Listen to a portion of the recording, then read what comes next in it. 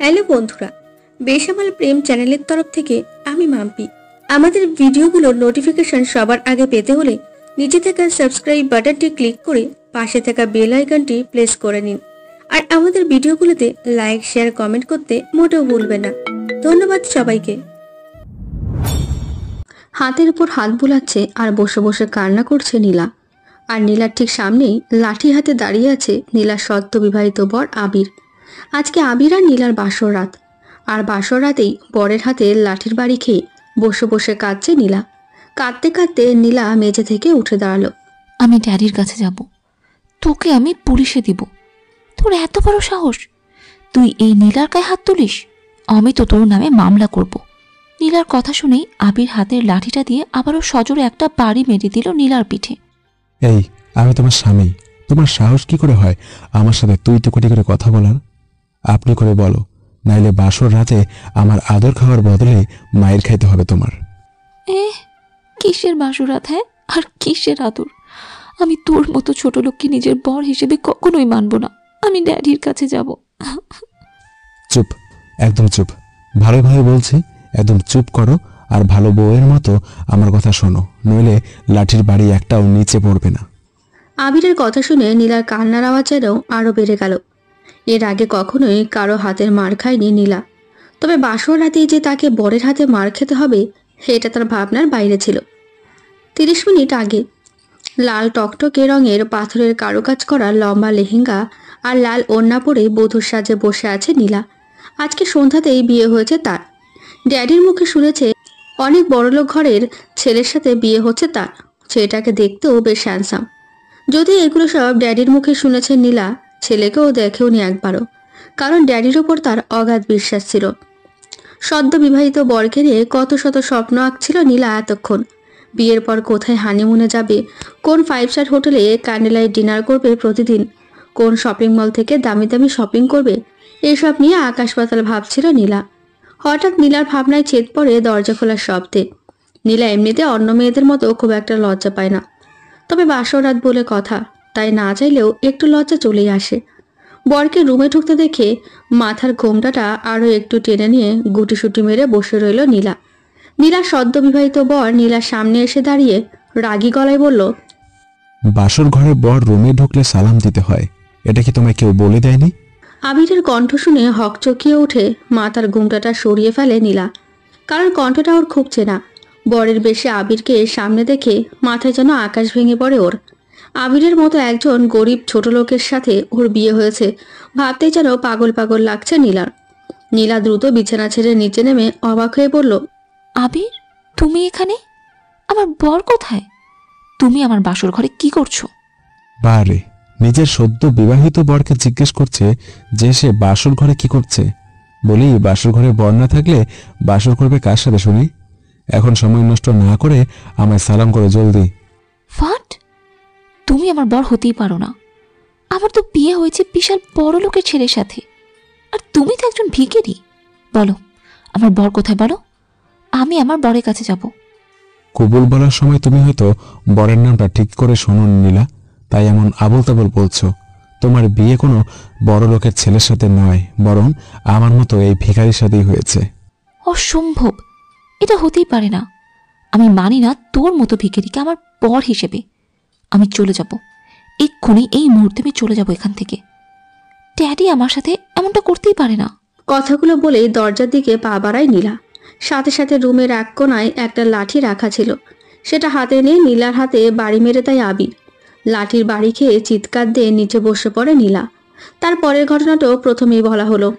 এইভাবে বসে বসে ন্যাকাকান্না না করে এখানে এসে আমার পা টেপো জলদি। বিছানার ওপর শুয়ে পড়ে নীলার দিকে তাকিয়ে ওপরের কথাটা বলল আবির। আবিরের কথাগুলো শুনে নীলা কাঁদতে কাঁদতে নাক টেনে টেনে বলল, আমি পা টিপতে পারবো না। আমি ড্যাডির কাছে যাব। তোকে আমি পুলিশে দিব। তুই মিথ্যে বলে আমায় বিয়ে করেছিস। তোকে আমি স্বামী বলে মানি না। নীলার কথা শুনে লাঠিটা হাতে নিয়ে আবির রাগী গলায় বলল, তবে রে, দুটো বাড়ি খেয়ে পেট ভরেনি তাই না? আবারও কয়েকটা লাঠির বাড়ি লাগবে তাই না? কথাটা বলেই আমি লাঠিটা উঁচু করে ধরলাম, সাথে সাথে ভয়ে চোখ বন্ধ করে নিল, চিৎকার করে বলল, দিচ্ছি, আমি পা টিপে দিচ্ছি, মেরো না প্লিজ। এই তো আমার ভালো বউ, তাহলে আর বসে না থেকে এসো, কাজে লেগে পড়ো। কথাটা বলেই বিছানায় গিয়ে শটাং হয়ে শুয়ে পড়ল আবির। না চাওয়া সত্ত্বেও বাধ্য হয়ে নাক টানতে টানতে আবিরের কাছে গিয়ে আবিরের পা টিপতে লাগলো নীলা। পা টিপছে আর নাক টেনে টেনে কান্না করছে নীলা। সেদিকে আবিরের কোনো খেয়াল নেই। সে আরামে শুয়ে থেকে বইয়ের পা টিপে দেওয়ার মজা উপভোগ করছে। বেশ কিছুক্ষণ পা টেপার পর নীলার এক হাত ধরে হ্যাচকা টান দিল আবির। আচমকা হাতে এমন টান পড়ায় তাল সামলাতে না পেরে আবিরের বুকে আছড়ে পড়ল নীলা। সাথে সাথে আবির নীলাকে শক্ত করে জড়িয়ে ধরল। ওই, একদম নড়াচড়া করবা না, আমি এখন ঘুমাবো। ঘুমাবি তো ঘুমা না, আমাকে ছাড়। একটা ছোট লোক, আমি তোর সাথে ঘুমাবো না। লাঠিটা কি তাহলে আবার আনবো? ভালোই ভালোই আমায় ঘুমাতে দাও, আর নিজেও ঘুমাও, নইলে সারা রাত ধরে না ঘুমিয়ে আমার পা টিপতে হবে আর লাঠির বাড়ি খেতে হবে তোমার। আবিরের কথা শুনে শব্দ করে কাঁদতে লাগলো নীলা। ও ড্যাডি গো, আমায় এই ছোট লোকের কাছ থেকে নিয়ে যাও, আমি এর সাথে থাকবো না।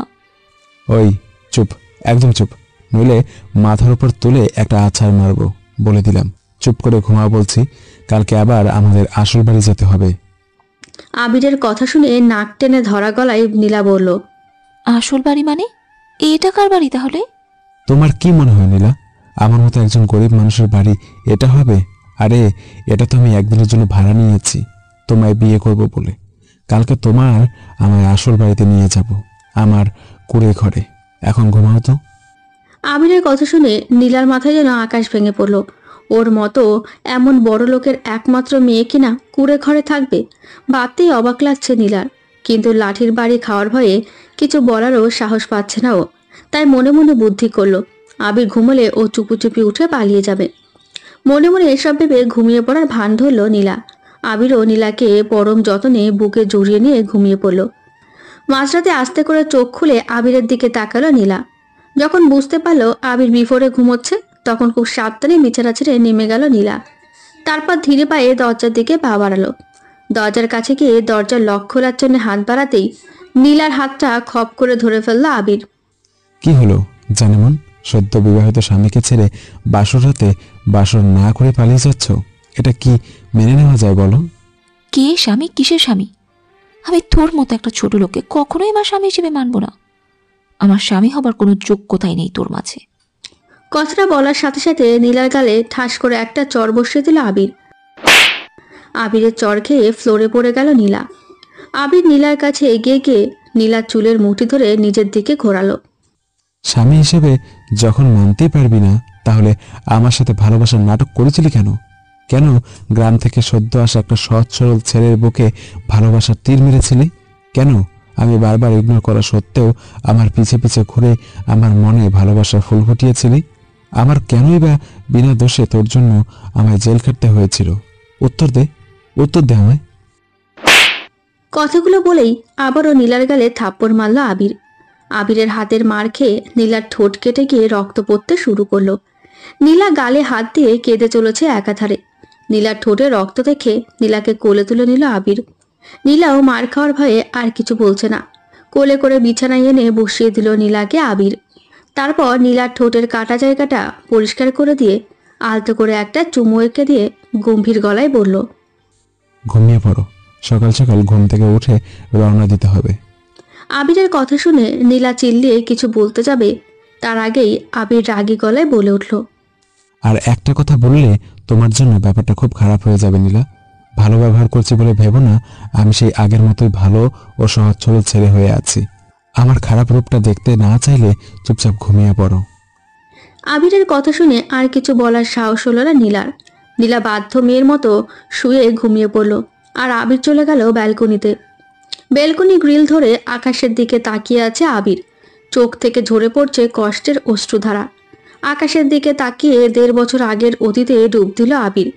1.5 বছর আগে গ্রাম থেকে খুব ভালো রেজাল্ট নিয়ে ঢাকা শহরে কলেজে পড়ার জন্য চোখে হাজার স্বপ্ন নিয়ে আসে আবির। আবিরের মা আবির ছোট থাকতেই মারা যান। সৎ মা আবিরকে কষ্ট দেবে ভেবে আবিরের বাবা আর বিয়ে শাদী করেন না। সারাদিন রিক্সা চালিয়ে কোনো রকমে বাপ ছেলে মিলে সুখে ছিল আবিরের বাবা আর আবির। আবিরের বাবা অনেক পড়াশোনা জানা ভালো শিক্ষিত লোক হলেও কেন জানি না সে কোনো চাকরি করতো না, বরং রিক্সা চালিয়ে যা রোজগার করত সেটা দিয়েই বাবা ছেলের বেশ ভালোভাবে চলে যেত। বাবার কষ্ট হবে ভেবে আবির ঢাকায় পড়াশোনা করতে চায়নি, কিন্তু ওর বাবার জোরাজুরিতেই ঢাকার কলেজে ভর্তি হওয়ার জন্য রাজি হয় আবির। গ্রাম থেকে ঢাকায় এসে নিজেকে খুব অসহায় লাগতো আবিরের কাছে, কিন্তু বাবার স্বপ্ন পূরণ আবিরকে করতেই হবে। বাবাকে যে খুব বেশি ভালোবাসতো আবির। ঢাকায় আসার পর আবিরের বাবার পরিচিত একজন লোকের বাসায় ওঠে আবির। লোকটা বেশ ভালো ছিল, আবিরকে সে অনেক ভালোবাসতো। ঢাকায় এসে ঢাকার একটা নামি দামি কলেজে ভর্তি হয় আবির। রেজাল্ট ভালো থাকায় খুব একটা কষ্ট করতে হয় না ওর। আর আবির ঢাকায় এসে যার বাসায় ওঠে তার সাথে কলেজের প্রিন্সিপালের ভালো সম্পর্ক থাকায় আরও একটু উপকার হয় আবিরের। প্রথম দিন কলেজের জন্য একটা ঢোলা শার্ট, ঢোলা প্যান্ট, মাথার চুলে তেল লাগিয়ে চুল আশ্রয় রেডি হয়ে নেয় আবির। তারপর কলেজে চলে যায়।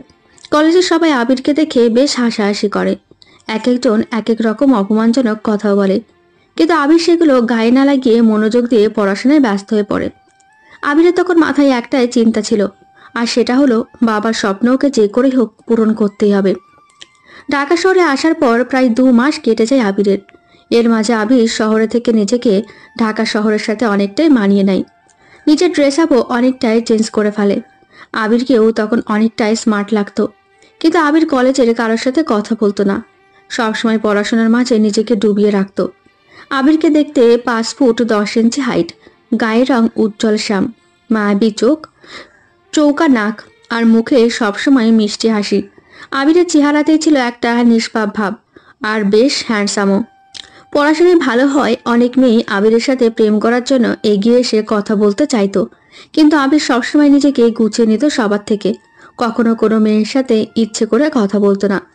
একদিন আবির কলেজের গেট দিয়ে কলেজে ঢুকতেই একটি মেয়ে দৌড়ে এসে আবিরের ওপর আছড়ে পড়ে। ঘটনার আকস্মিকতায় কিছু বুঝে ওঠার আগেই মেয়েটিকে নিয়ে নিচে পড়ে যায় আবির। হাতে বেশ ব্যথাও পায় আবির, কিন্তু সেদিকে পাত্তা না দিয়ে মেয়েটির দিকে না তাকিয়েই নিজের থেকে তাড়াতাড়ি মেয়েটিকে সরিয়ে দিয়ে উঠে দাঁড়ায় আবির।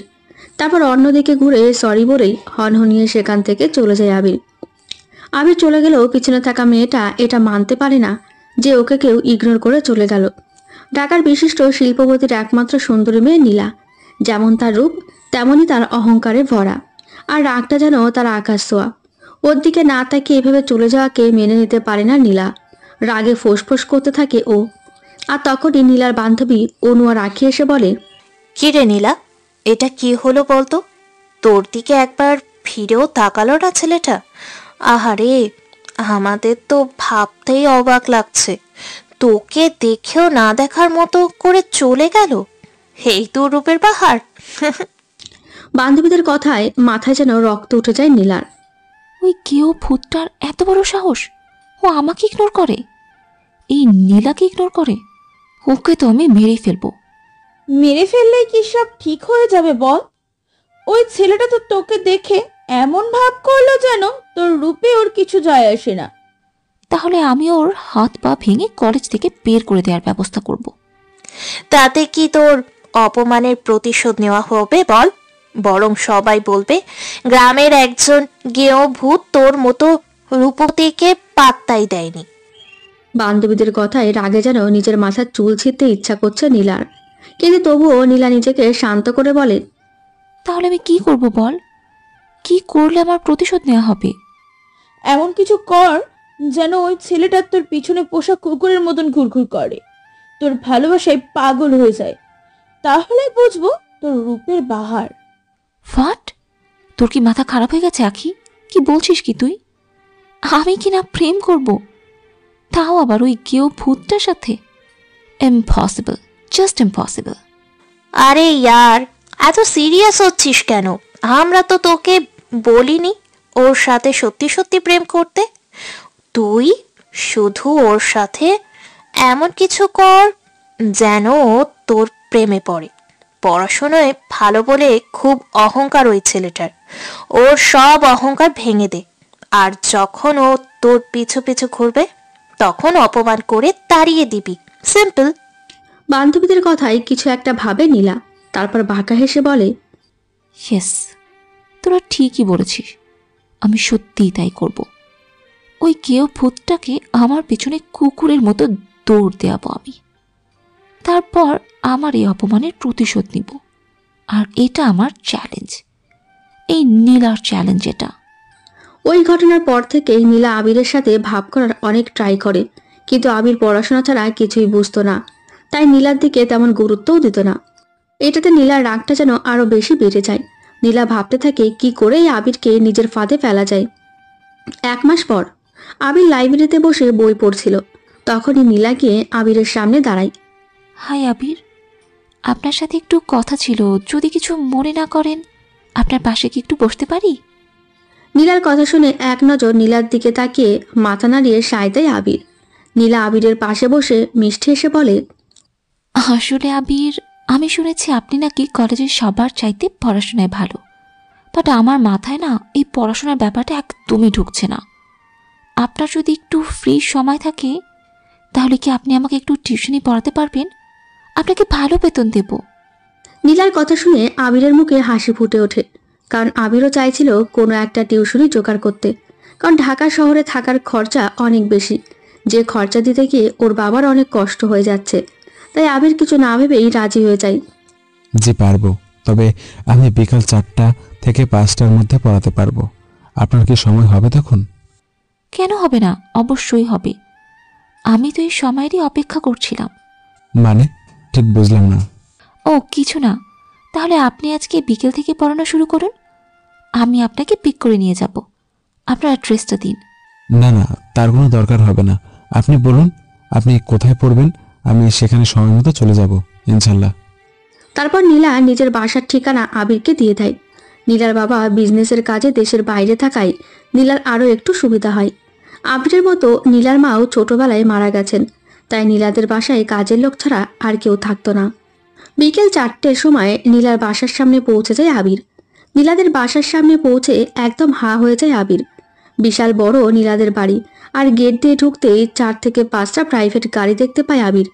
বিশাল বড় দোতলা বাসা, বাসার সামনে অনেকটা বাগানের মতো করে ফুল গাছ লাগানো। আবির বেশ কিছুক্ষণ চারিদিকে চেয়ে চেয়ে দেখতে থাকে। হঠাৎ নীলার ডাকে ধ্যান ভাঙে আবিরের। আবির স্যার, আপনি এসেছেন? আসুন আসুন, ভেতরে আসুন। নীলার ডাকে পেছনে ফিরে আবির। নীলা কালো রঙের একটা সালোয়ার কামিজ পরে হালকা সেজে আছে, চুলগুলো ছেড়ে রাখা, অনেক সুন্দর দেখতে লাগছে নীলাকে। আবির নীলার দিকে কিছুক্ষণ তাকিয়ে থেকে চোখ নামিয়ে নেয়। তারপর নীলার সাথে ভেতরে চলে যায় পড়াশোনার জন্য। নীলা বেশ ভালোভাবেই পড়তে থাকে আবিরের কাছে। ওকে দেখে বা ওর কথা শুনে মনেই হয় না যে ও এত বড় লোক পরিবারের মেয়ে। ড্রেস আপও পরে একদম সাদাসিধা। নীলার এমন ভালো আচরণ আর অহংকার মুক্ত দেখে আবিরের মনে একটা ভালো লাগা সৃষ্টি হয় নীলার জন্যে। পড়ানো ছাড়াও নীলা দিনে 4 থেকে 5 বার ফোন করে কথা বলে আবিরের সাথে, এমনকি অনেক কেয়ারও করতে থাকে আবিরের। মাস শেষে 10,000 টাকা তুলে দেয় আবিরের হাতে। আবির নিজে থেকে কখনো টাকা চায় না, কিন্তু নীলা এমন ভাব করে যেন সে আবিরের কষ্ট কমানোর জন্য এমন করছে। এভাবেই কেটে যায় 3 মাস। আবির আর নীলা এখন অনেকটাই কাছাকাছি চলে আসে। একদিন ছুটির দিনে নীলা আবিরকে ফোন করে ওর বাসায় ডাকে। আবিরও খুশি হয়ে চলে যায় নীলার বাসায়। আবিরকে অবাক করে দিয়ে নীলা খাঁটি বাঙালি মেয়েদের মতো করে শাড়ি পরে হালকা সাজে সামনে আসে আবিরের। আবির নীলাকে দেখে একদম পাথর হয়ে যায়। এমনিতেই আবিরের মাঝে ভালো লাগা কাজ করতো নীলার জন্য, কিন্তু সেই ভালো লাগাটা যে কখন ভালোবাসা হয়ে যায় আবির জানতই না। লাল পাড়ে সাদা শাড়ি সুন্দর করে গ্রামের মতো করে পরেছে নীলা, সাথে কানে বড় বড় একজোড়া ঝুমকো, চোখে গাঢ় করে কাজল, কপালে ছোট্ট একটি লাল টিপ, গলায় লাল পাথরের নেকলেস, চুলগুলো খোপা করে তাতে লাল টকটকে গোলাপ গুজে রেখেছে নীলা। ঠোঁটে পড়েছে গাঢ় করে লাল লিপস্টিক, হাত ভর্তি লাল সাদা মিক্সড চুড়ি, সব মিলে একদম অসাধারণ দেখতে লাগছে ওকে। আবির নীলাকে এমন সাজে দেখে নিজের জায়গাতেই যেন জমে গেছে। নীলা গুটি গুটি পায়ে আবিরের সামনে এসে দাঁড়ায়। আবির এখনো যেন কোনো ঘোরের মাঝে রয়েছে। নীলা আবিরের সামনে হাতের চুটিগুলো বাজিয়ে বলে ওঠে, কি হলো আবির, কিছু বলবে না আমায়? শুধু কি হাঁ করে দেখেই যাবে? আমার বুঝি লজ্জা করছে না? নীলার কথায় ধ্যান ভাঙে আবিরের। আবির বেশ কিছুটা লজ্জা পেয়ে নীলার দিক থেকে চোখ নামিয়ে নেয়। তারপর হালকা কেসে বলে, আমায় তুমি ডেকেছো কেন নীলা? আর তুমি আমায় স্যার না ডেকে নাম ধরে ডাকছো কেন, তাও আবার তুমি তুমি করে?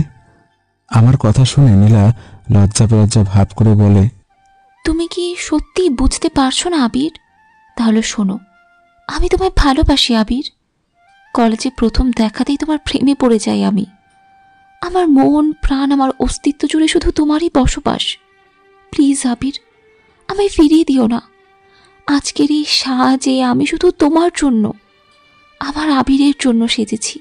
প্লিজ আবির, আমার ভালোবাসা গ্রহণ করো। তুমি আমায় গ্রহণ না করলে যে আমার আত্মহত্যা ছাড়া কোনো উপায় থাকবে না। নীলার কথা শুনে আবির মুখটা শুকিয়ে যায়, কারণ আবিরও যে এই কদিনে নীলাকে ভালোবেসে ফেলেছে। তুমি কি বলছো নীলা? এটা হয় না। কোথায় তুমি আর কোথায় আমি? আমি সামান্য একটা রিক্সাওয়ালার ছেলে, আর তুমি এত বড় লোকের একমাত্র মেয়ে। আমার সাথে তোমার কিছুতেই যায় না নীলা, এটা অসম্ভব। আবিরের কথা শুনে চট করে আবিরকে জড়িয়ে ধরে নীলা।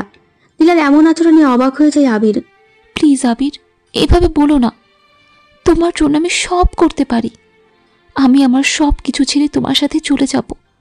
দরকার হলে একবেলা খাবো তো একবেলা খাবো না, না খেয়ে থাকবো। তবু আমি তোমায় চাই আবির, নইলে আমি বাঁচতে পারবো না। তোমায় ছাড়া যে মরে যাব আমি। নীলার কথা শুনে আর না করতে পারে না আবির। আবিরও নীলাকে বুকে জড়িয়ে নেয়। তখন আবির জানতো না তার জন্য নীলা ঠিক কী প্ল্যান করে রেখেছে। এইভাবেই কেটে যায় আরও 10 দিন। এই 10 দিনে নীলা পুরোপুরিভাবে আবিরের বিশ্বাস জিতে নেয়। নীলা আবিরকে বলে কলেজের মাঠে সবার সামনে ওকে প্রপোজ করতে। আবিরও ভালোবাসা আর বিশ্বাসের কারণে রাজি হয়ে যায়। সেদিন ছিল কলেজের নবীনবরণ উৎসব। আবির লাল টকটকে একগুচ্ছ গোলাপ হাতে কলেজের সবার সামনে নীলার সামনে গিয়ে দাঁড়ায়। তারপর হাঁটু কেড়ে বসে নীলার সামনে। সকলের সামনে নীলাকে প্রপোজ করে আবির। আবিরের মনে ছিল অপরন্ত ভালোবাসা আর বিশ্বাস, কিন্তু আবিরের সেই বিশ্বাস এক নিমেষে মাটির সাথে মিশিয়ে দেয় নীলা। আবিরের হাত থেকে ফুলগুলো নিয়ে জোরে ছুঁড়ে মারে আবিরের মুখে। তোর সাহস কি করে হয় একজন রিক্সাওয়ালার ছেলে হয়ে আমায়, এই নীলাকে প্রপোজ করার? আমার পায়ের জুতার যে দাম না, সে দামও নেই তোর। আর তুই কিনা এসেছিস এই নীলাকে প্রপোজ করতে? এত বড় বুকের পাটা তোর! নীলার এমন আচরণে আবিরের পায়ের নিচের মাটি যেন সরে যায়। নিজের কানকেও বিশ্বাস করতে পারছে না আবির। এসব তুমি কি বলছো নীলা? তোমার কি শরীর খারাপ লাগছে? কি হয়েছে জান? তুমি এমন করছো কেন? How dare you idiot! তোর সাহস হয় কি করে আমার সাথে তুমি করে কথা বলার, আমার নাম ধরে টাকার? তোর চাইতে না আমার বাসার চাকর চাকরানিও বেশি বড় লোক, আর তুই কিনা এসেছিস আমায় প্রপোজ করতে? নীলার কথা শুনে বলতে বলতে সেখানে এসে হাজির হয় 4-5 জন পুলিশের লোক। পুলিশকে দেখে নীলা বলে, স্যার, আপনারা এসেছেন? আমি আপনাদের ফোন করেছিলাম। এই যে এই গেও ছেলেটাকে দেখছেন, এই ছেলেটা আমার দামি গলার হার চুরি করেছে। আপনি একে গ্রেফতার করুন। ওর পকেট চেক করলে আপনারা হারটা পেয়ে যাবেন। নীলার কথায় যেন মাথায় আকাশ ভেঙে পড়ে আবিরের। কারণ নীলা যখন আবিরকে বলে কলেজের মাঠে ওকে প্রপোজ করার জন্যে, তখন নীলা একটা দামি হার আবিরকে দিয়ে বলে ওটা যেন আবির নিজের কাছে রাখে, কলেজে আসলে নিয়ে নেবে। আবির তখন ভাবতে পারেনি নীলা ওর সাথে এমনটা করবে। পুলিশের লোকেরা আবিরের পকেট থেকে হারটা পায় আর আবিরকে গ্রেপ্তার করে নিয়ে যায়। যাওয়ার সময় আবিরের চোখ থেকে টপ টপ করে পানি পড়ছিল। বিশ্বাস ভাঙার কষ্টটা যে কতটা বেশি আবির সেটা বুঝতে পেরেছিল। কিন্তু কলেজের মাঠ জুড়ে তখন পড়েছিল হাসাহাসির রোল। জেলখানাতে থাকা অবস্থায় নীলা আসে আবিরের কাছে। নীলাকে দেখে আবির ভেবেছিল নীলা হয়তো নিজের ভুল বুঝতে পেরে ওকে ছাড়াতে এসেছে। কিন্তু নীলা সেদিন বলে ও আবিরের ওপর প্রতিশোধ নেওয়ার জন্যে বান্ধবীদের সাথে বাজি ধরে আবিরের সাথে প্রেমের অভিনয় করেছে। আবির সেদিন একটা কথাও বলেনি নীলাকে, শুধু ঘৃণা ভরা অসহায় চোখে তাকিয়েছিল নীলার দিকে। নীলা চলে যাওয়ার একটু পরেই আবিরের কাছে খবর আসে আবির জেলখানায় শুনে ওর বাবা হার্ট অ্যাটাক করে মারা গেছেন। আবির প্রায় পাগল হয়ে যায় ওর বাবার মৃত্যুর শোকে। একমাত্র নীলার কারণে ওর বাবার স্বপ্ন পূরণ করতে পারেনি ও। বাবাকে হারাতে হয়েছিল সেদিন আবির মনে মনে প্রমিস করে নীলার সব অহংকার ও চুরমার করে দেবে। নীলাকে ও একজন প্রকৃত বাঙালি বউ বানাবে। ব্যালকনিতে দাঁড়িয়ে অতীতে সেই কথাগুলো নিয়ে ভাবছিল আবির। আবিরের চোখ দুটো বারবার ভিজে যাচ্ছিল অসম্ভব কষ্টে। ভোর 4:30। মুখের ওপর ঠান্ডা পানির ঝটকা লাগায় ঘুম ভাঙে নীলার। ঘুম ভাঙতে লাফিয়ে উঠে বসে নীলা। তারপর চোখ ডলতে ডলতে বলে, হাউ ডে ইউ স্টুপিড! কি করলে এটা? আমার মুখের উপর এভাবে পানি ছুঁড়ে মারার মানেটা কি? নীলার কথা শুনে গ্লাস হাতে নীলার পাশে বসে বাঁকা হেসে আবির বলল, মনে হচ্ছে কাল রাতের কথাগুলো সব ঘুমের ঘরে ভুলে গেছো, তাই না নীলা? ওকে, গুড। তুমি চাইলে আমি আবার মনে করিয়ে দিতে পারি। কথাগুলো বলেই হাতে গত রাতে সেই লাঠিটা উঠিয়ে নিল আবির। আবিরের হাতে লাঠি দেখে রাতের কথা সব মনে পড়ে গেল নীলার। ভয়ে নীলা শুকনো ঢোক গিলে বলল, কি কি কি করবে তুমি? আমাকে এত রাতে ঘুম থেকে তোলার মানে কি? এত রাত নয়, বরং ভোর বলো। আর আমি তোমায় তুলেছি কারণ তুমি এখন ফ্রেশ হয়ে এসে নামাজ পড়বে। তাই যাও, বিছানা থেকে নেমে কাপড় পাল্টে অজু করে এসো, নামাজ পড়ো। আবিরের কথা শুনে নীলা ভ্রু কুঁচকে বলল, নামাজ? আমি তো জীবনেও নামাজ পড়িনি, আর নামাজ পড়তেও জানি না। আমি নামাজ পড়বো না, আমি ঘুমাবো। কথাটা বলেই যেই না শুয়ে পড়তে নিল নীলা, সাথে সাথে আবির নীলার পেছনে একটা বাড়ি মেরে দিল। নীলা চিৎকার করে উঠে নাকে কাঁদতে শুরু করলো। নীলার কান্না দেখে আবির রাগী গলায় বলল, আমি 1 থেকে 5 পর্যন্ত গুনবো। এর মাঝে তোমাকে বিছানা ছেড়ে নেমে ওয়াশরুমে যেতে হবে অজু করার জন্য। তা না হলে এটার বাড়ি একটা নিচে পড়বে না। আবিরের কথা শুনে ঠোঁট উল্টে ন্যাকা কান্না শুরু করলো নীলা। আবির সেদিকে গুরুত্ব না দিয়ে 1, 2, 3 গুনতে শুরু করলো। সাথে সাথে নীলা লাঠির বাড়ি খাওয়ার ভয়ে খাট থেকে নেমে ওয়াশরুমে দৌড়ছিল। নীলার অবস্থা দেখে মুচকে এসে আবির মনে মনে বলল, তোমাকে আমি ভালো করে ছাড়বো নীলা, কারণ তোমায় আমি ভালোবাসি। তাই তোমাকে একজন ভালো স্ত্রী বানিয়ে ছাড়বো আমি। তার জন্য আমার যা করতে হয় আমি করব। ওয়াশরুমের বাইরে দাঁড়িয়ে দরজায় টোকা দিয়ে আবির বলল, নামাজের ওয়াক্ত শেষ হয়ে যাচ্ছে, জলদি ফ্রেশ হয়ে বাইরে বের হও। আবিরের কথা শুনে রাগে দাঁত কিরমির করে নীলা মনে মনে বলল, একবার শুধু তোর হাত থেকে মুক্তি পেয়ে নেই আবির, তারপর তুই বুঝবি এই নীলা তোকে কি করতে পারে। নীলার গায়ে তুই যে হাত দিয়ে আঘাত করেছিস না, সেই হাত কেটে কুচি কুচি করে না কাটতে পারলে আমার নাম নীলা নয়। মনে মনে আমায় বকাবকি বন্ধ হয়ে থাকলে এখন জলদি বের হও নীলা, নামাজের ওয়াক্ত শেষ হয়ে যাবে। আবিরের কথা শুনে এতক্ষণে নীলার মনে হলো ও ওয়াশরুমে আসার আগে কোনো ড্রেস নিয়ে আসেনি। এদিকে গায়ে থাকা বিয়ের পোশাকটাও খুলে রেখেছে, শুধু টাওয়াল পরে আছে ও। আবির, আমি ভুল করে কোনো জামা কাপড় না নিয়ে ওয়াশরুমে চলে এসেছি, আর এখন আমি শুধু টাওয়েল পরে আছি। এখন আমি বাইরে বের হবো কি করে? নীলার কথা শুনে আবির তার ব্যাগ থেকে একটি অনেক সুন্দর সুন্নতি পোশাক আর পাজামা ওড়না বের করে এনে ওয়াশরুমের দরজায় টোকা দিয়ে বলল, দরজাটা একটু খোলো, আমি তোমার জন্য পোশাক এনেছি, সেগুলো নিয়ে পরে নাও। ভয় নেই, আমার এখন তোমাকে দেখার মতো মুড নেই, তাই সময় নষ্ট না করে পোশাকটা নাও। আবিরের কথা শুনে না চাওয়া সত্ত্বে হালকা একটু দরজা খুলল নীলা। তারপর আবিরের হাত থেকে এক ঝটকায় কাপড়গুলো নিয়েই দরজা লাগিয়ে দিল। নীলার এমন করা দেখে মুচকে আসলো আবির। নীলা কাপড়গুলো ভালো করে দেখে নাক ছিটকে বলল, ছি, এইগুলো কি? এই 2 পয়সার পোশাকগুলো কে পরবে? আমি বাবা এসব পরবো না। আমার জিন্স আর টপস কই? আজ থেকে তুমি এগুলোই পরবে নীলা, একজন মুসলমান মেয়ের এটাই হলো আসল পোশাক। জিন্স টপের কথা ভুলে যাও। ইম্পসিবল, আমি কিছুতেই এগুলো পরতে পারবো না। আমার জিন্স আর টপসই চাই। ওকে ফাইন, তোমাকে কিছুই পরতে হবে না, তুমি টাওয়াল পরে বাইরে এসো। তারপর কাল রাতে যেটা হয়নি সেটা এখন করব। কাল রাতে? যেটা হয়নি মানে? কিসের কথা বলছো আবির? কিসের আবার? কাল রাতে তো আমাদের বাসরাত ছিল, তো কাল রাতে যখন সেটা হয়নি, তাই আমি ভাবছি তুমি যখন ওই কাপড়গুলো পরবেই না, তাহলে তো তোমায় তোয়ালাই পরে থাকতে হবে, আর তোয়ালা পরেই তো বাইরে বের হতে হবে। তাহলে আমিও তোমার সাথে নিজের বাসরটা সেরে নিব, কি বলো? বাইরে থেকে আবিরের কথা শুনে চোখ বড় বড় করে চিৎকার করে নীলা বলে উঠল, পড়ছি, আমি এখন এগুলো পড়ছি।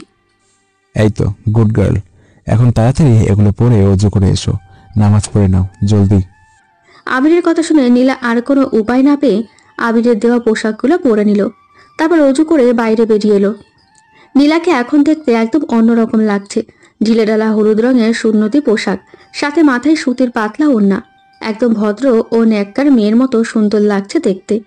আবির বেশ কিছুক্ষণ নীলার দিকে তাকিয়ে থেকে বলে উঠল, এখন যাও, ওইখানে যা নামাজ রাখা আছে নামাজ পড়ে নাও।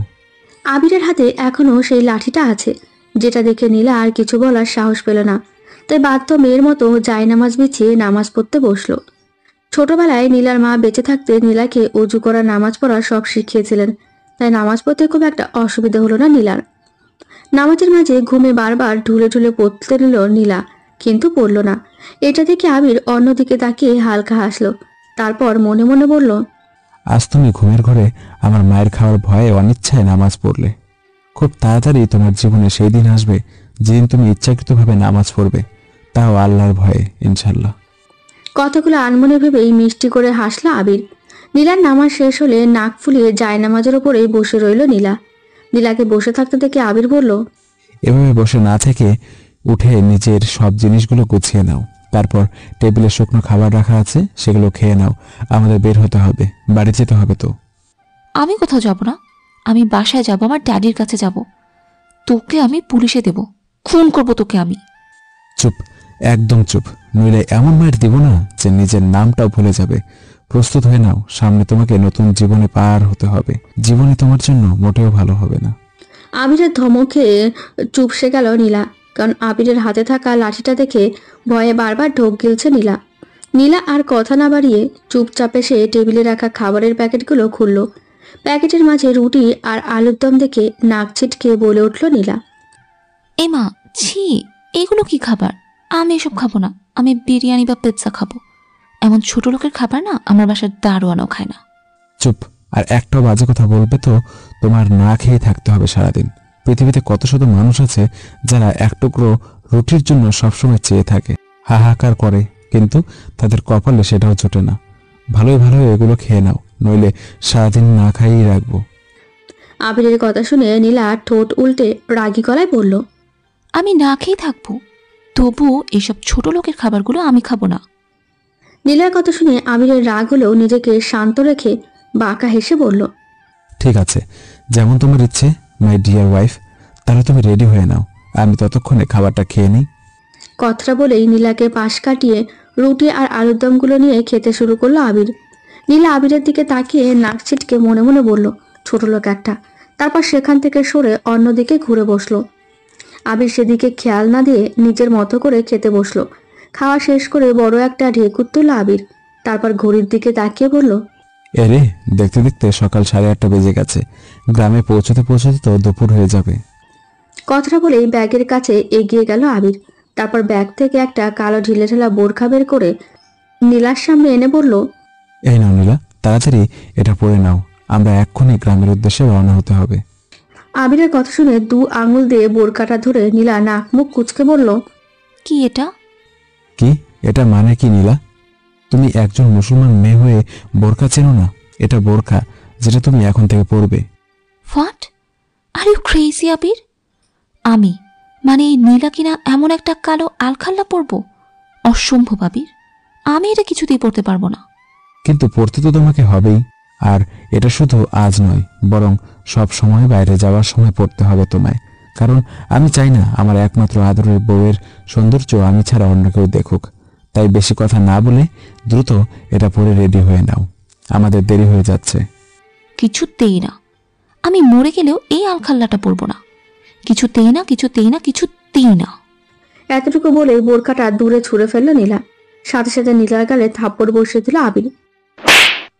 আবিরের থাপ্পড় খেয়ে বিছানায় মুখ থুবড়ে পড়ল নীলা। তখনই নীলার হাত ধরে টেনে তুলে আবির বলল, ভালোই ভালোই কথা বললে তোর গায়ে লাগে না তাই না? তোর সাহস কি করে হয় বোরকাটা ছুঁড়ে ফেলার? তুই জানিস না পর্দা মুসলমান মেয়েদের জন্য কতটা ফরজ করা হয়েছে? আর তুই কিনা সেই পর্দা করার বস্তুকে ছুঁড়ে ফেলেছিস। আজকের পর আর কখনো বোরকার সাথে এমন আবোলতামি করবি না। তুই ভাবতেও পারবি না আমি তোর কি হাল করব। পর বলছি এটা, চলতে পড়। আবিরের হাতে থাপ্পড়কে ভ্যাভা করে কাঁদতে লাগলো নীলা। তারপর আর কোনো উপায় না পেয়ে বোরখাটা পরে নিল আর মনে মনে বুদ্ধি পাকালো। একবার শুধু এই বাসা থেকে বের হয়ে নেই, তারপর তোকে কি করে শায়েস্তা করতে হয় আমি দেখে নিব আবির। তোকে যদি আমি গণপিটুনি খাইয়ে মারতে না পারি না, তাহলে আমার নামও নীলা না। মনে মনে কথাগুলো ভাবতেই আবির নীলার দিকে তাকিয়ে বলে উঠল, তোমার সে আশায় বালি মাই সুইট হার্ট। তুমি ভুল করেও ভেবো না যে এই বাসা থেকে বেরিয়ে তুমি কোনো সিন ক্রিয়েট করবে। তাহলে তোমার জন্য ব্যাপারটা একটুও ভালো হবে না। কারণ তুমি এখন যে ড্রেসটা পরে আছো বোরখার নিচে, সেই ড্রেসটার ভেতরে চেনের ভেতরে 2টা তেলেপোকা আর 6টা-7টা চেলা ভরে রাখা আছে। তুমি যদি রাস্তায় একটু বাড়াবাড়ি করে চেষ্টা করো তাহলে আমি এই ছোট্ট রিমোটটা টিপে দেব আর সেগুলো চেন খুলে বেরিয়ে তোমার সারা শরীরে দৌড়াদৌড়ি করে বেড়াবে। আবিরের কথা শুনে ভয়ে জোরে একটা চিল্লানি দিল নীলা। নীলার চিল্লানি থামানোর জন্য আবির হঠাৎ করেই নীলার ঠোঁটে ঠোঁট বসালো। তারপর নীলা কিছুক্ষণ করে শান্ত হলে নীলাকে ছেড়ে দিয়ে আবির বাঁকা হেসে বলল, আগে বললেই হতো যে তুমি এখন বরের আদের খেতে চাও, শুধু শুধু এমন চিল্লানোর কি ছিল?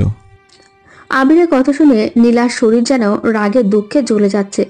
নীলা বুঝতে পেরেছে আবিরের কথা শোনা ছাড়া ওর আর কোনো উপায় নেই। তাই নীলা আর কিছু না বলে রাগে সাপের মতো ফোঁসফোঁস করতে করতে আবিরের সাথে রওনা হলো। বাসা থেকে বের হতেই বাসার সামনে একটা সিএনজি দাঁড়ানো দেখতে পেল নীলা। আবির নীলার হাত ধরে নিয়ে গিয়ে সিএনজিতে বসিয়ে দিল আর নীলার পাশে নিজেও বসলো।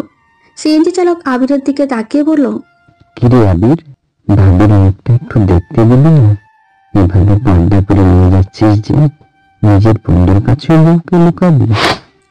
লোকটির কথা শুনে আবির নীলার দিকে তাকিয়ে বাঁকা হেসে বলল, কি করব বলো, আমার বউটা না অনেক পর্দাশীল ও ন্যাক্কার, তাই স্বামী ছাড়া নিজের সৌন্দর্য আর কারো কাছে প্রকাশ করতে চায় না। তুই চল তো, দেরি হয়ে যাচ্ছে। আবিরের কথা শুনে রাগে ফোঁসফোঁস করতে করতে নীলা কিছু বলবে, আর তখনই আবির হাতের রিমোটটি নীলাকে দেখালো। সাথে সাথে ভয়ে চুপসে গেল নীলা আর চুপচাপ স্থির হয়ে বসে রইল। প্রায় 3 ঘন্টা জার্নি করার পর গ্রামে এসে পৌঁছালো আবির নীলাকে নিয়ে। সিএনজি থেকে নেমে সিএনজি চালককে চলে যেতে বলল আবির। তারপর নীলার হাত ধরে নিয়ে হাঁটতে শুরু করলো। নীলা যেন নিজেকে বন্দি পাখি মনে হচ্ছে, ভয়ে কিছু বলতেও পারছে না, কারণ আবির বারবার নীলাকে ওই রিমোট টেপার হুমকি দিচ্ছে। ওদিকে গরমে ঘেমে একাকার অবস্থা নীলার। একটুখানি পথ হেঁটেই ধপ করে নিচে বসে পড়লো নীলা। তারপর কাঁদো কাঁদো গলায় বলল, আমি আর হাঁটতে পারবো না, আমার পা ছিলে গেছে। ও মা গো! নীলাকে বসতে দেখে আবির হাঁটু ভেঙে বসে নরম গলায় বলল, সরি সোনা, খুব কষ্ট হচ্ছে তাই না? কিন্তু কি করব বলো, এটা তো গ্রাম, এখানে তোমায় আমি কোলেও নিতে পারবো না, লোকে খারাপ বলবে। তাই আর একটু কষ্ট করে হাঁটো, আমরা প্রায় এসেই গেছি। আবিরের কথা গায়ে কাটার মতো বিচ্ছে নীলার, কিন্তু ভয়ে কিছুই বলতে পারছে না। এদিকে দুপুরও গড়িয়ে যাচ্ছে, প্রচণ্ড রোদ উঠেছে। আবির নীলার হাত ধরে আবারও হাঁটতে শুরু করলো। কিছুক্ষণের মাঝে একটি নিরিবিলি জায়গায় একটা বাড়ির সামনে গিয়ে পৌঁছালো ওরা। বাড়িটির আশেপাশে কোনো বাড়ি নেই, আছে বেশ দূরে দূরে। বাড়িটা টিনের তৈরি হলেও অসম্ভব সুন্দর ও বড় বাড়ি। গেটের তালা খুলে নীলাকে নিয়ে ভেতরে গেল আবির। তারপর ভেতর থেকে গেটে তালা আটকে দিল। রঙিন টিন দিয়ে বাংলা করে তোলা 4 রুম বিশিষ্ট বাড়ি। বাড়িটির ডোয়া মেঝে প্লাস্টার করা। ঘর থেকে বেরিয়ে ডান পাশে রয়েছে রান্নাঘর আর বাম পাশে বাথরুম ও টয়লেট। বাড়ির উঠানটা অনেক বড়। উঠোনের এক পাশে বড় বড় দুটি ছাউনিওয়ালা খাঁচা, সেগুলো খালি, হয়তো হাঁস মুরগির খাঁচাগুলো। উঠোনের আরেক পাশে অনেকগুলো ফুল ও পাতাবাহার গাছ লাগানো। বাড়ির পেছনে নানা রকমের ফল ফুল ও সবজির বাগান, সাথে বড় একটা পুকুর। পুকুরে হয়তো মাছও আছে। গেটে তালা দিয়ে নীলার দিকে তাকিয়ে আবির নিজের হাতে রিমোটটা তুলে ধরে তাতে টিপ দিতে বলল, এই নাও সুইটহার্ট, আমি রিমোটটা টিপে দিয়েছি। আবিরের বলতে দেরি, কিন্তু নীলা চিৎকার করে নিজের বোরখা খুলে ছোটাছুটি করতে দেরি হলো না। নীলা চিৎকার করতে করতে নিজের বোরখা খুলে ছুঁড়ে ফেলে জামা খোলার জন্য পাগল হয়ে গেল। ওর যেন কোনো হুঁশই নেই ভয়ে। আবির হাসতে হাসতে গিয়ে নীলাকে বুকের মাঝে জড়িয়ে ধরে বলল, শান্ত হও নীলা, শান্ত হও, এই জামার মাঝে কিছু নেই, আমি তোমায় এমনিতেই ভয় দেখিয়েছি, শান্ত হও। আবিরের কথা শুনে ছোটাছুটি বন্ধ করে শরীরের সব শক্তি দিয়ে আবিরকে ধাক্কা দিয়ে নিজের থেকে সরিয়ে দিল নীলা। তারপর কাঁদতে কাঁদতে দাঁত কিরমির করে বলল, আবির, তুই কাল থেকে আমার সাথে যে অন্যায়গুলো করে চলেছিস তার শাস্তি তুই পাবি। আমি তোকে ছাড়বো না। আর একটু হলে আমি সত্যি হার্ট অ্যাটাক করে মারা যেতাম। তুই কেন করলি আমার সাথে এমন? আমি ড্যাডির কাছে যাব, থাকবো না তোর সাথে এক মুহূর্তও না। নীলার কথা শুনে আবির শান্ত গলায় বলল, সরি সুইটহার্ট, তুমি তো আমার কাছ থেকে আর কোথাও যেতে পারবে না। তোমার ইচ্ছা হোক আর অনিচ্ছা, তোমাকে আমার কাছে এখানেই থাকতে হবে। আর আমি যা বলবো সে মতোই চলতে হবে, কারণ তোমার পালানোর সব রাস্তা আমি বন্ধ করে রেখেছি। আবিরের কথা শুনে রাগে ফোঁসফোঁস করতে লাগলো নীলা। আবির সেদিকে পাত্তা না দিয়ে বারান্দায় রাখা চেয়ারে গিয়ে পায়ের ওপর পা তুলে বসে বলল, সাপের মতো ফোঁসফোঁস করা হয়ে গিয়ে থাকলে রুমে যাও, তারপর ওয়াশরুমে গিয়ে কাপড় পাল্টে অজু করে নামাজ পড়তে বসো। জোহরের ওয়াক্ত পার হয়ে যাচ্ছে। যাব না আমি রুমে, পড়বো না আমি নামাজ। ছোট লোকের বাচ্চা, ছোট লোক। তোকে তো আমি দেখে নিব। একবার শুধু তোর কাছ থেকে রক্ষা পেয়ে নেই, তারপর বুঝবি নীলা কি জিনিস। নীলার মুখে ছোট লোকের বাচ্চা কথাটা শুনে মাথায় রক্ত উঠে গেল আবিরের। আবির চেয়ার ছেড়ে দৌড়ে এসে নীলার চুলের মুঠি ধরে বলল, আজকে একবার শুনলাম তোর মুখে ওই ভাষা, দ্বিতীয়বার এই ধরনের ভাষা শুনলে তোর জিভ টেনে ছিঁড়ে ফেলবো আমি। ভুলে যাস না আমার বাবা তোর শ্বশুর হয়। কথাটা মনে রাখবি তো ভালো, নইলে তুই ভাবতেও পারবি না তোকে আমি কি হাল করব। আর একটা কথা কান খুলে শুনে রাখ নীলা, এই বাড়িতে তোকে যদি আমি খুন করেও ফেলে রাখি না, কেউ জানবেও না। তাই আমি যেভাবে বলবো সেভাবে চলবি, নইলে তোর জন্য মোটেও ভালো হবে না। কথাগুলো বলেই নীলাকে ধাক্কা দিয়ে ছেড়ে দিল আবির। নীলা বুঝতে পারল আবিরের কথা শোনা ছাড়া ওর আর কোনো উপায় নেই, তাই বাধ্য হয়ে নাক ফুলিয়ে ঘরে চলে গেল। ঘরে গিয়ে সারা রুমটায় চোখ বুলালো নীলা। রুমটা অনেক সুন্দর করে সাজানো গোছানো ও পরিপাটি, কিন্তু তবুও নীলার পছন্দ হলো না, কারণ নীলার তো দালান কোঠায় থেকে অভ্যাস, এমন টিনের ঘরে নয়। একটু পর রুম থেকে বেরিয়ে আবিরের সামনে এসে রাগী গলায় নীলা বলল, আমি গোসল করব। গোসল করবে ভালো কথা, তো তোমায় ধরে রেখেছে কে শুনি? সামনেই তো ওয়াশরুম আছে, গোসল করো গিয়ে, আমাকে বলার কি আছে? গোসল করে পরবো কি আমি? আমার ড্রেস কোথায়? ও তাই বলো, আমি তো অন্য কিছু ভেবেছিলাম। আচ্ছা চলো আমার সাথে। কথাটা বলে নীলার হাত ধরে নিয়ে রুমে গেল আবির। তারপর আলমারি খুলে নীলাকে বলল, এখানে তোমার জন্য অনেক জামা কাপড় আর শাড়ি রাখা আছে, যেটা খুশি পরতে পারো। ইস, এগুলো জামা কাপড় হলো? সবগুলোই তো কেমন ঢিলে ঢালা ছোট লোকদের পোশাক। আমি জিন্স আর ফতুয়া পরবো। একবার বললে কি তোমার গায়ে কথা লাগে না নীলা? নাকি তুমি কানে শোনো না? তোমায় আমি কাল রাতে বলেছি না যে তোমার আর ওইসব জামা কাপড় পরা চলবে না, তোমাকে এগুলোই পরতে হবে এখানে থেকে।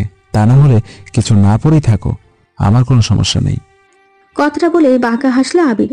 আবিরের কথা শুনে নীলা নাক ছিটকিয়ে আবিরের দিকে তাকিয়ে কয়েকটা জামা কাপড় আর টাওয়াল নিয়ে ওয়াশরুমে চলে গেল।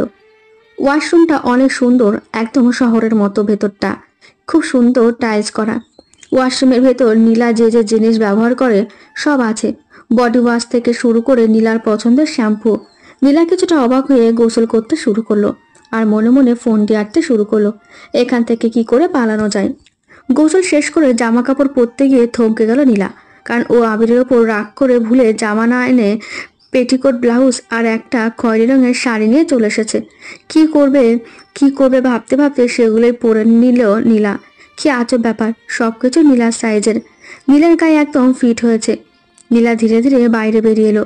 আবির বারান্দাতে বসেছিল। নীলা বের হতেই বেশ কিছুক্ষণ নীলার দিকে হাঁ করে তাকিয়ে রইল আবির। নীলা মাথা নিচু করে দাঁড়িয়ে আছে। কিছুক্ষণ তাকিয়ে থেকে জোরে শব্দ করে হো হো করে হাসতে লাগলো আবির। কিছুক্ষণ হাসার পর হাসি থামিয়ে আবির বলল, তুমি এটা কি পরেছো নীলা?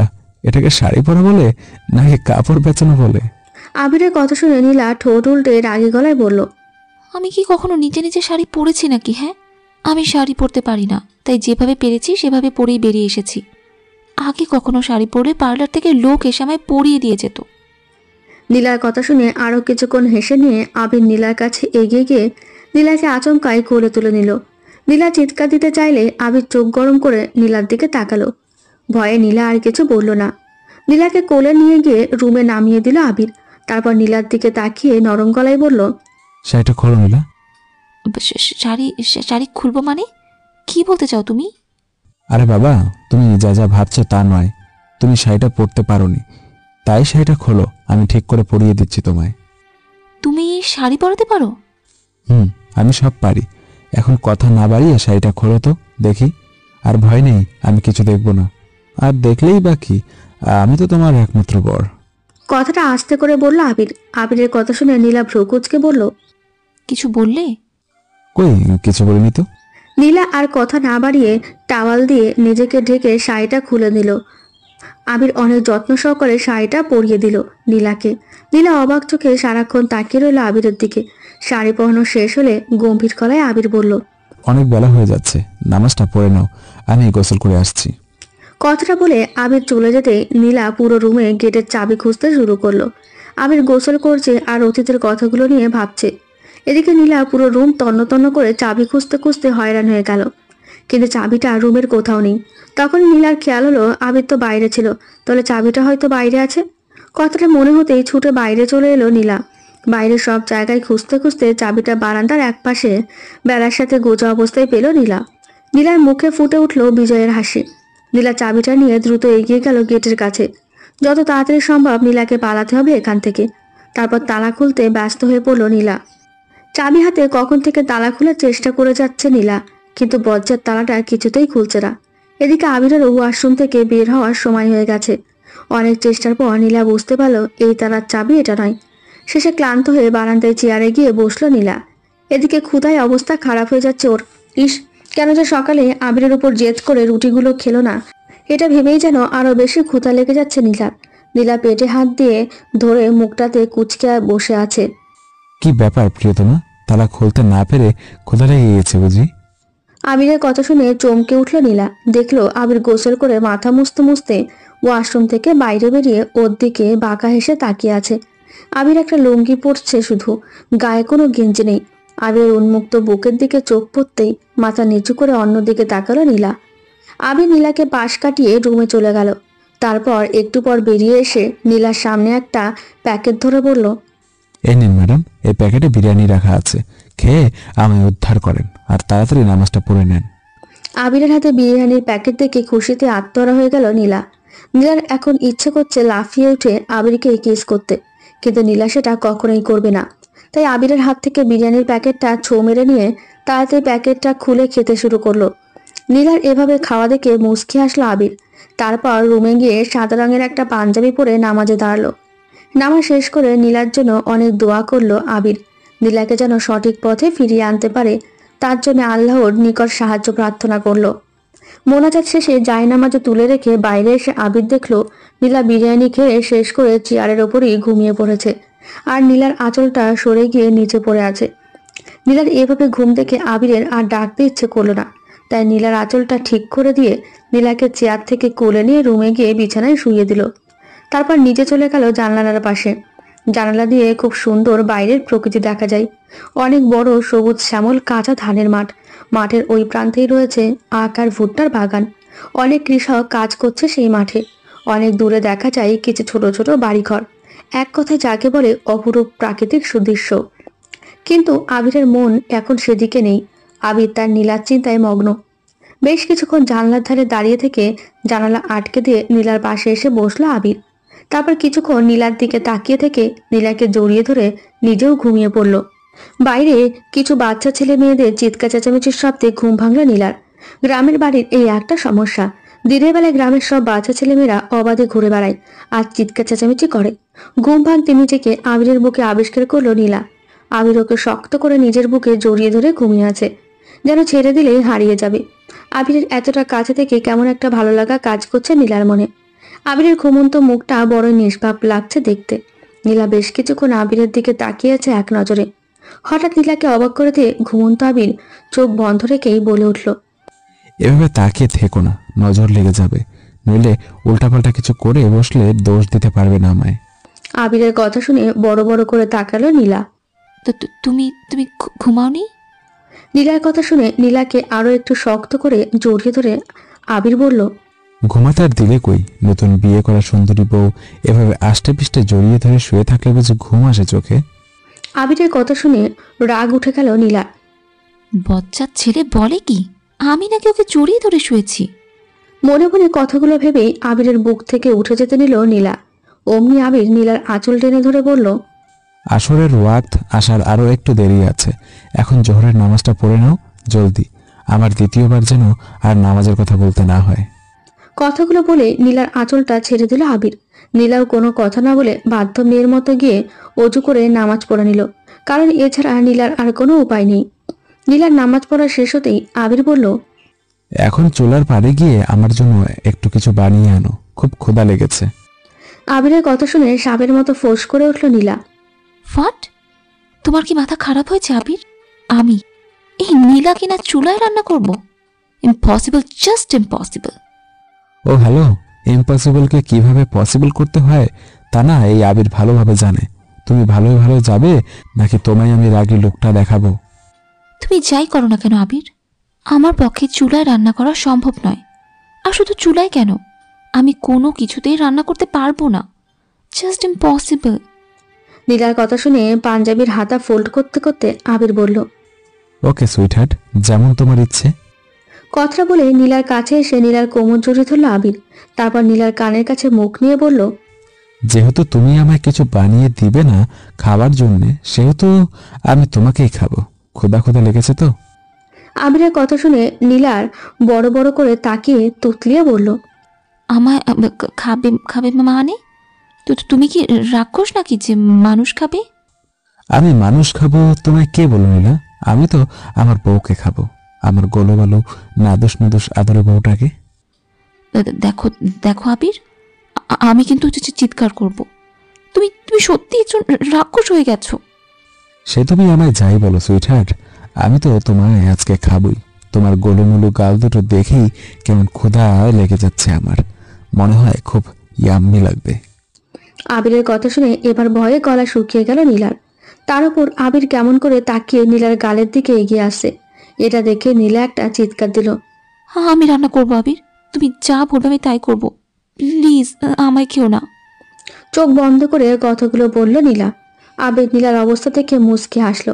তারপর নীলার গালে একটু চুমু এঁকে দিয়ে বলল, পাগলি, চোখ খোলো আর তাড়াতাড়ি আমায় কিছু একটা বানিয়ে দাও, খাবো, ভীষণ ক্ষুধা লেগেছে। বিরিয়ানি এনেছিলাম, দুজনে খাবো বলে, কিন্তু একটা রাক্ষসী সব একাই খেয়ে নিয়েছে। এই নিরীহ ছেলেটা কি খাবে একবারও ভাবেও নি রাক্ষসীটা। গত 1 ঘন্টা যাবৎ ময়দা মাখার চেষ্টা করছে নীলা। নীলা সারা মুখে হাতে গলায় ময়দা ছড়াছড়ি। আবির পাশে চুপ করে বসে থেকে মুখ টিপে হাসছে। 1 কিলো ময়দার মাঝে 1 জগ পানি ঢেলে দিয়ে ময়দাটাকে সাদা পানি বানিয়ে ফেলেছে নীলা। এখন কি করবে সেটা বুঝতে না পেরে মাথায় হাত দিয়ে বসে আছে নীলা। হঠাৎ কানে কারোর হাসির শব্দ যেতেই আবিরের দিকে অগ্নিদৃষ্টিতে তাকালো নীলা। নীলা তাকাতেই আবির আর নিজের হাসিটাকে আটকে রাখতে পারল না। হাসতে হাসতে উঠানে চলে গেল আবির। ও নীলা, তোমায় কি সুইট লাগছে দেখতে, একদম তেঁতুল গাছের পেতনির মতন। তোমাকে দেখে তো আমার হাসি থামছেই না। কি? তুমি আমায় কি বললে আবির? আমি তেঁতুল গাছের পেতনি? আমি তেঁতুল গাছের পেতনি হলে না, তুমি কাপ গাছের ব্রহ্মদৈত্য। তা তো দেখেই বোঝা যাচ্ছে। কে কি নিজেকে একবার আয়নায় দেখে আসো, তাহলেই বুঝবে। আবিরের কথা শুনে রাগে ফোঁসফোঁস করতে করতে রুমে গিয়ে আয়নার সামনে দাঁড়ালো নীলা। নিজেকে দেখে যেন নিজেই চিনতে পারছে না ও। একদম সাদা পেতনির মতোই লাগছে ওকে ময়দার কারণে। রাগে আগুন হয়ে শাড়ির আঁচলটা কোমরে গুজে বাইরে এলো নীলা। আবির এখনো হেসে চলেছে আগের মতো করেই। নীলা এসে কোনো কথা না বলে ময়দা গুলে রাখা বাসনটা নিয়ে ডাইরেক্ট ছুঁড়ে মারলো আবিরের ওপর। আবিরের ময়দা মাখা পানি দিয়ে মাখামাখি হয়ে গেল সারা শরীর। সাথে করে আবিরের হাসিটাও থেমে গেল। কিন্তু নীলা আবিরের অবস্থা দেখে এবার হাসিতে গড়াগড়ি খেতে লাগলো। হাসি যেন থামছেই না নীলার। হাসতে হাসতে আবিরের সামনে এসে দাঁড়ালো নীলা। হাসো হাসো, এখন হাসো। আমাকে তেঁতুল গাছের পেতনি বলেছিলে না? এখন নিজেকে দেখো কেমন লাগছে।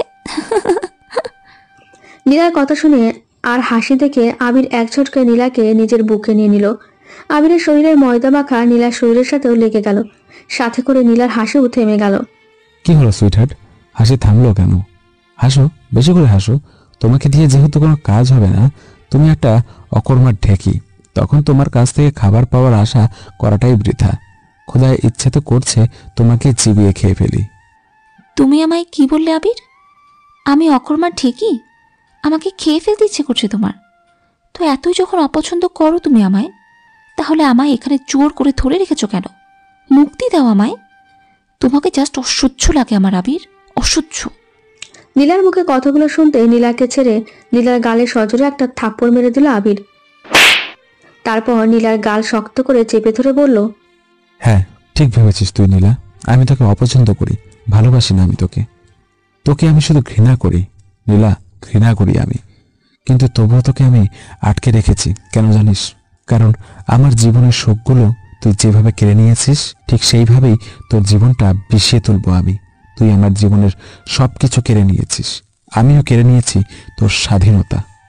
কথাগুলো বলে নীলাকে হালকা ধাক্কা দিয়ে ছেড়ে দিয়ে হনহনিয়ে ওয়াশরুমে চলে গেল আবির। নীলা চুপ করে দাঁড়িয়ে আবিরের চলে যাওয়ার দিকে তাকিয়ে রইল। আমি তোমায় ভালোবাসি নীলা, খুব বেশি ভালোবাসি আমি।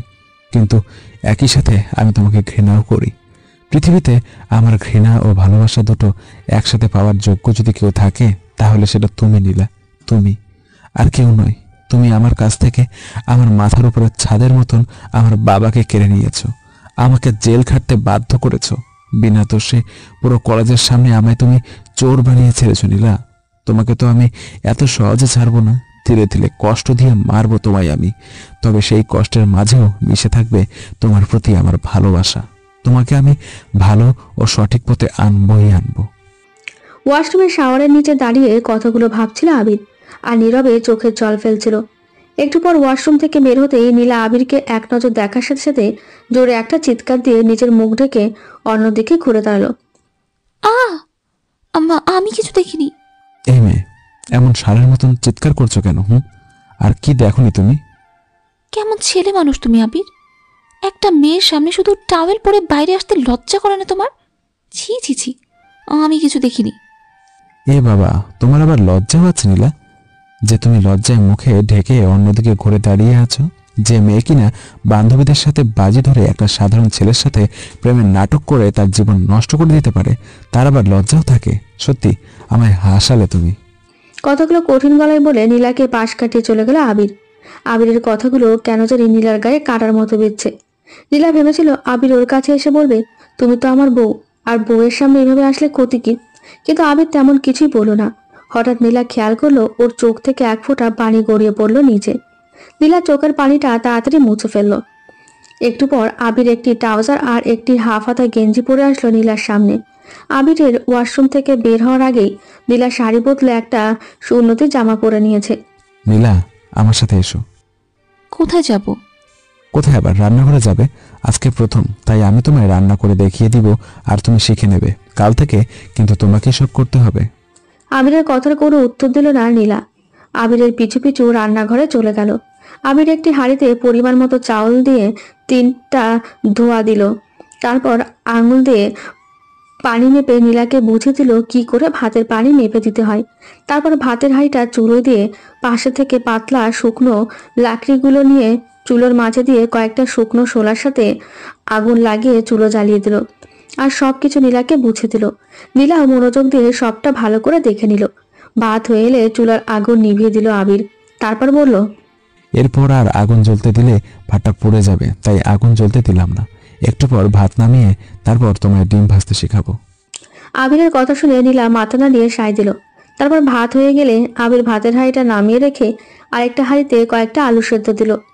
তারপর চুলোয় বড় একটা শুকনো কাঠের লাকড়ি ধরিয়ে দিয়ে নীলাকে নিয়ে ডিম গুলতে চলে গেল। বটির দা এনে তাতে পেঁয়াজ আর কাঁচা মরিচ কাটলো আবির। পেঁয়াজ কাটার সময় আবিরের চোখ থেকে পানি পড়তে লাগলো। নীলা আনমনে আবিরের চোখের পানি নিজের আঁচলে মুছে দিল। আবির সেদিকে খেয়াল না দিয়ে নীলাকে দেখিয়ে পরিমাণ মতো লবণ নিয়ে পেঁয়াজ আর মরিচটা হাত দিয়ে ডলে নিল। তারপর ডিমটা ভেঙে দিয়ে একটি ছোট্ট কাঁটা চামচ দিয়ে গুলিয়ে নিয়ে নীলাকে শিখিয়ে শিখিয়ে ডিমটা ভেজে নিল। তারপর আলু ভর্তার জন্য শুকনো মরিচ আর পেঁয়াজ ভেজে নিল। সবকিছু করা হয়ে গেলে ঘরে নিয়ে সব গুছিয়ে রেখে হাত মুখ ধুয়ে ফ্রেশ হয়ে আসলো আবির। এতটুকু সময়ের মাঝে নীলা একটা কথা বলেনি আবিরের সাথে, শুধু চেয়ে চেয়ে আবিরের কাজগুলো দেখেছে। মাগরিবের আজান হলে দুজনে একসাথে নামাজ পড়ে নিল। নামাজ শেষে আবির বলল, নীলা, আমার পাটা না খুব ব্যথা করছে, একটু টিপে দাও তো। আবিরের কথা শুনে চোখ বড় বড় করে তাকিয়ে নীলা বলল, কি? আমি তোমার পা টিপবো? এটা তুমি ভাবলে কি করে আবির? অসম্ভব, আমি কিছুতেই তোমার পা টিপতে পারবো না। তুমি আমার পা না টিপলে আমি তোমার গলা টিপে দিব, বলে দিলাম নীলা। আবিরের কথা শুনে নীলা মুখ ভেঙচিতে বলল, তুমি সেটা পারবে না আমি জানি, আর আমিও তোমার পা টিপতে পারবো না আবির। আমার ভীষণ ক্লান্ত লাগছে, সারাদিন অনেক কাজ করেছি, আমি একটু ঘুমাবো। কি বললে তুমি? আরেকবার বলো তো শুনি। তুমি সারাদিন অনেক কাজ করেছো? হাসালে তুমি। তা কি কি কাজ করলে তুমি নীলা? কাজ কাকে বলে সেটা তো তুমি আগামীকাল থেকে বুঝবে। এখন এখানে এসে আমার পা টিপো জলদি। আবিরের কথার উত্তরে নীলা কিছু বলবে তার আগে আবিরের ফোনটা ক্রিং ক্রিং শব্দে বেজে উঠল।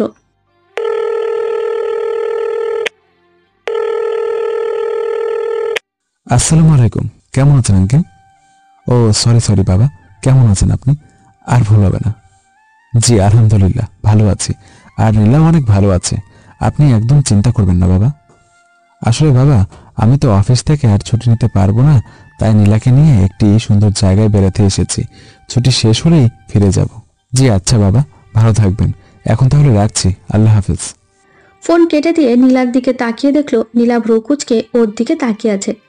এটা দেখেই আবির বাঁকা হেসে বলল, ভ্রুকুচকে তাকিয়ে থেকে কোনো লাভ নেই নীলা, আমি তোমার ড্যাডি, মানে আমার শ্বশুর আব্বার সাথে কথা বললাম এতক্ষণ।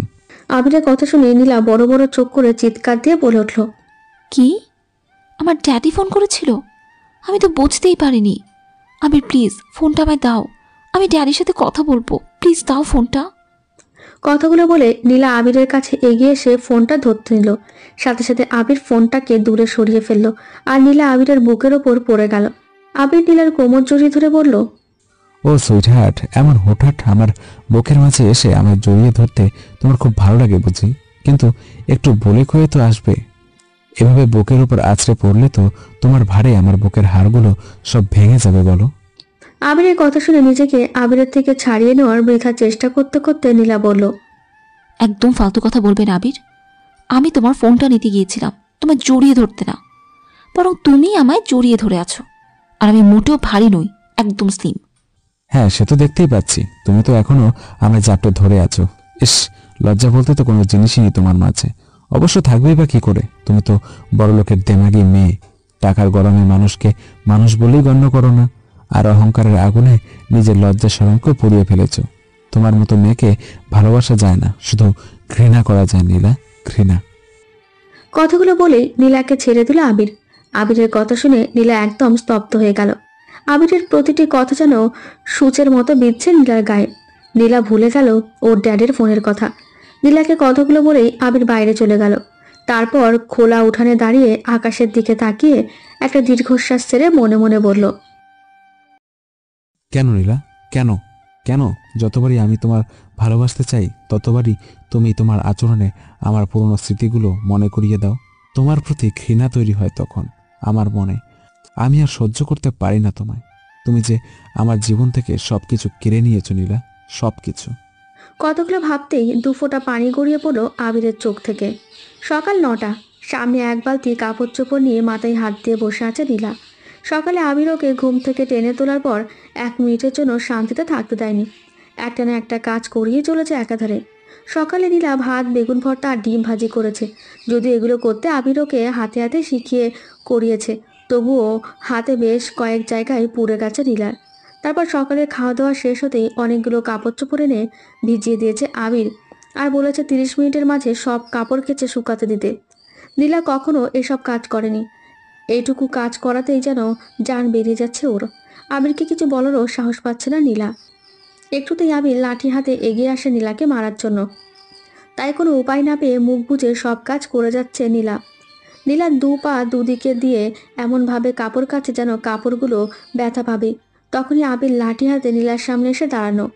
বলছি যে, রাজার দাদি কি কাপড় কাচ্ছ নাকি কাপড় নিয়ে খেলা করছো? জোরে জোরে কাপড় কাচো, আমি যেন বারান্দা থেকে শব্দ পাই। আমার কথা শুনে হাতের ভেজা কাপড়টা ছুঁড়ে দূরে ফেলে দিল নীলা, আর বলল, পারবো না আমি কাপড় কাচতে। তুই কি পেয়েছিস কি আমায়? হ্যাঁ, আমি তোর ঘরে চাকরানি যে তোর সব কথা শুনতে হবে আমায়?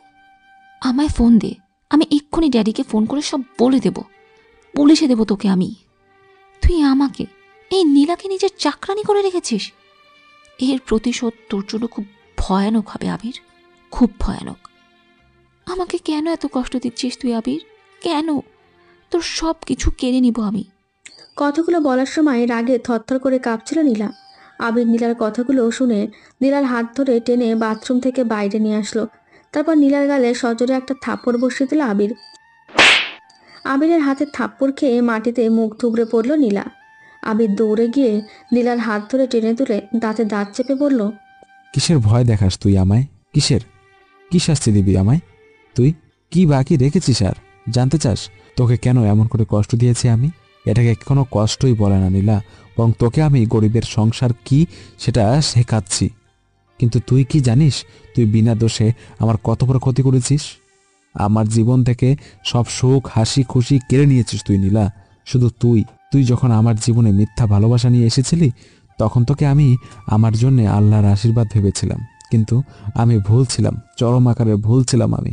কারণ তুই আমার জীবনে আশীর্বাদ নয়, তুই আমার জীবনে অভিশাপ হয়ে এসেছিলি নীলা, অভিশাপ। কথাগুলো এক নিঃশ্বাসে বলে নীলাকে ধাক্কা দিয়ে সরিয়ে দিল আবির। তারপর কয়েক ফোঁটা চোখের পানি ফেললো অঝরে। নীলা হাঁ করে তাকিয়ে আছে আবিরের দিকে। কেন জানি না নীলা কিছু বলতে চেয়েও পারছে না বলতে। আবির আবারও নীলার কাছে এগিয়ে গিয়ে নীলার হাত ধরে টানতে টানতে ঘরে নিয়ে গেল। তারপর শেষের রুমে নিয়ে গিয়ে লাইট জ্বালিয়ে রুমের ভেতর ঝুলিয়ে রাখা একটা ছবির দিকে দেখিয়ে বলল, এই দেখ নীলা, ভালো করে দেখে নে। এই লোকটাকে জানিস? এই লোকটা কে? ইনি আমার বাবা নীলা, ইনি আমার বাবা। এই লোকটা হলো সেই যাকে ঘিরেছিল আমার পুরো পৃথিবী। এই লোকটা নিজের সব সুখ ত্যাগ করে শুধুমাত্র আমার জন্য দিনরাত পরিশ্রম করে আমায় পড়াশোনার জন্য ঢাকা পাঠিয়েছিল। ছোটবেলায় মা মারা যাওয়া সত্ত্বেও কখনো বিয়ে করেনি উনি, শুধুমাত্র আমার কষ্ট হবে বলে। আমার মা বাবা সব কিছু ছিলেন উনি। চোখে হাজারো স্বপ্ন নিয়ে আমায় ঢাকায় পাঠিয়েছিলেন উনি, কিন্তু শুধুমাত্র তোর কারণে নীলা, তোর কারণে আমি তার স্বপ্ন ভেঙে দিয়েছি। সারা জীবনের মতো হারিয়ে ফেলেছি আমি তাকে। আমায় ছেড়ে আমার উপরে অভিমান করে সে চলে গেছে না ফেরার দেশে। সেদিন তুই যদি আমায় মিথ্যে অপবাদ দিয়ে পুলিশে না দিতি, তাহলে আমার বাবা আজকে আমার কাছে থাকতো। তোর মিথ্যে ভালোবাসার কারণে, মিথ্যে অপবাদের কারণে উনি হার্ট অ্যাটাক করে আমায় ছেড়ে চিরতরে চলে গেছে নীলা। আমি কি করে মাফ করব তোকে? কি করে মাফ করব? কি করে? কথাগুলো বলেই নীলাকে ধাক্কা দিয়ে নিচে ফেলে দিয়ে রুম থেকে কাঁদতে কাঁদতে বেরিয়ে যায় আবির।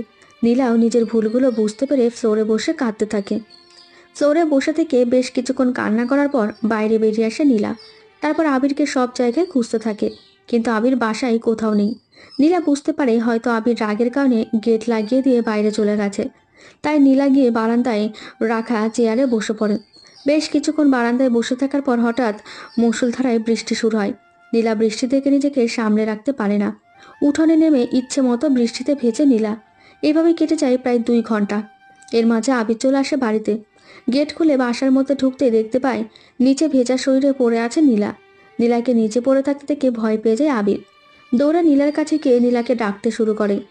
নীলা, এ নীলা, কি হচ্ছে তোমার? তুমি এভাবে মাটিতে পড়ে আছো কেন? আবিরের কথার কোনো উত্তর দেয় না নীলা, বরং সেইভাবেই পড়ে থাকে নিচে। আবির আর দেরি না করে নীলাকে কোলে তুলে নেয়, তারপর দ্রুত ওয়াশরুমে নিয়ে যায়। নীলাকে কোলে নিয়ে আবির বুঝতে পারে নীলার প্রচুর ঠান্ডা লেগেছে। নীলা থরথর করে কাঁপছে ঠান্ডায়। এখন যে করে হোক নীলার কাপড় পাল্টে দিতে হবে। কোনো উপায় না পেয়ে আবির বাধ্য হয়ে নিজেই নীলার কাপড় চেঞ্জ করে দেয়। তারপর নীলাকে নিয়ে শুয়ে দেয় বিছানায়। নীলাকে বিছানায় শুয়ে দিয়ে আবির চলে যায় ডাক্তার ডেকে আনতে, কারণ এখন ডাক্তার না দেখালে নীলার অবস্থা আরও খারাপ হতে পারে। নীলা এমনিতেই ঠান্ডায় থরথর করে কাঁপছে। এদিকে প্রায় দুপুর গড়িয়ে বিকেল হয়ে গেছে চারিদিকে। কিছুক্ষণের মাঝে ডাক্তার সুমনকে নিয়ে ফিরে আসে আবির। তারপর নীলাকে ডাক্তার সুমন দেখতে শুরু করে। বেশ কিছুক্ষণ চেক আপ করার পর ডাক্তার সুমন জানায় নীলার অবস্থা খুব খারাপ। ওর ঠান্ডায় অ্যালার্জি আছে। এভাবে বৃষ্টিতে ভেজা উচিত হয়নি নীলার। ডাক্তার সুমনের কথা শুনে ভয় পেয়ে যায় আবির। আবির উত্তেজিত কণ্ঠে সুমনকে বলে, সুমন, যে করি হোক তুমি আমার নীলাকে সুস্থ করে দাও। ওর যেন কিচ্ছু না হয়। ওর কিছু হলে আমি বাঁচতে পারবো না সুমন। তুমি ওকে সুস্থ করে দাও। যত টাকা লাগে, যা কিছু লাগে করো, কিন্তু আমার নীলাকে তুমি সুস্থ করে দাও। আবির কেমন উত্তেজিত হতে দেখে ডাক্তার সুমন বলে, তুমি এত উত্তেজিত হয়েও না আবির। আমি ওকে সুস্থ হয়ে ওঠার জন্য ইনজেকশন দিয়ে দিয়েছি, কিন্তু ওর এখন তোমাকে দরকার। ডাক্তার সুমনের কথা শুনে অবাক হয়ে আবির বলল, আমাকে দরকার মানে? তুমি কি বলতে চাইছো সুমন? আমি তো তোমার কথা কিছুই বুঝতে পারছি না। এখন আমি ওকে কি করে ভালো করতে পারি? তুমি ডাক্তার, তুমি ওকে ভালো করতে পারো। আমি তো ডাক্তার নই সুমন। আবিরের কথা শুনে সুমন মুচকি এসে বললে, তুমি যেটা করতে পারবে সেটাই এখন ওর সবচাইতে বেশি দরকার আবির। তুমি ওর স্বামী, এখন ওর স্বামীকে দরকার। তোমার শরীরের উষ্ণতা দরকার তোমার স্ত্রীর, কারণ ওর শরীর এখন প্রচণ্ড ঠান্ডা। তোমার শরীরের উষ্ণতা এখন ওর জন্য প্রয়োজন। তুমি হয়তো বুঝতে পেরেছো আবির আমি কি বলতে চাইছি। ডাক্তার সুমনের কথার উত্তরে আবির কি বলবে কিছুই বুঝতে পারছে না। আবির মনে মনে চিন্তা করছে এখন কি করবে ও। কিভাবে নীলার সাথে নীলার অনুমতি ছাড়া এরকমটা করবে আবির। কিন্তু নীলাকে ভালো করতে হলে আর কোনো উপায়ও নেই। ডাক্তার সুমন নিজের জিনিসপত্র গুছিয়ে নিয়ে চলে গেল। আবির চিন্তায় পড়ে গেল এখনও কি করবে। নীলার পাশে বসে আছে আবির। মাথায় তার হাজারো চিন্তা। কি করবে কিছুই বুঝতে পারছে না আবির। এদিকে নীলা ঠান্ডায় থরথর করে কেঁপে চলেছে কখন থেকে। শেষে কোনো উপায় না দেখে আবির বাধ্য হয়ে নীলার পাশে নীলাকে জড়িয়ে ধরে শুয়ে পড়ল। রাত 10টা। ধীরে ধীরে নীলার হুঁশ ফিরল। নীলা নিজের দিকে তাকিয়ে দেখে অবাক হয়ে গেল। নীলার পাশে শুয়ে আছে আবির। আবিরকে দেখা মাত্র নীলার মাথায় যেন রক্ত চড়ে গেল। আবিরকে এক ধাক্কা দিয়ে নিচে ফেলে দিয়ে চাদর দিয়ে নিজেকে জড়িয়ে নিল নীলা। তারপর রাগী গলায় আবিরের দিকে তাকিয়ে বলল, ছি আবির, ছি। শেষ পর্যন্ত তুমি নিজের পুরুষত্বের রূপটা দেখিয়ে দিলে। এভাবে আমার সাথে এমন আচরণ করতে পারলে তুমি আবির? আমি কখনো ভাবতে পারিনি তুমি এতটা নিচু মনের। তুমি কিভাবে পারলে আবির আমার অজান্তে আমার সব কিছু কেড়ে নিতে? আমাকে শেষ করে দিলে তুমি। আমি তোমাকে কোনো দিনও ক্ষমা করবো না আবির, কোনো দিনও না।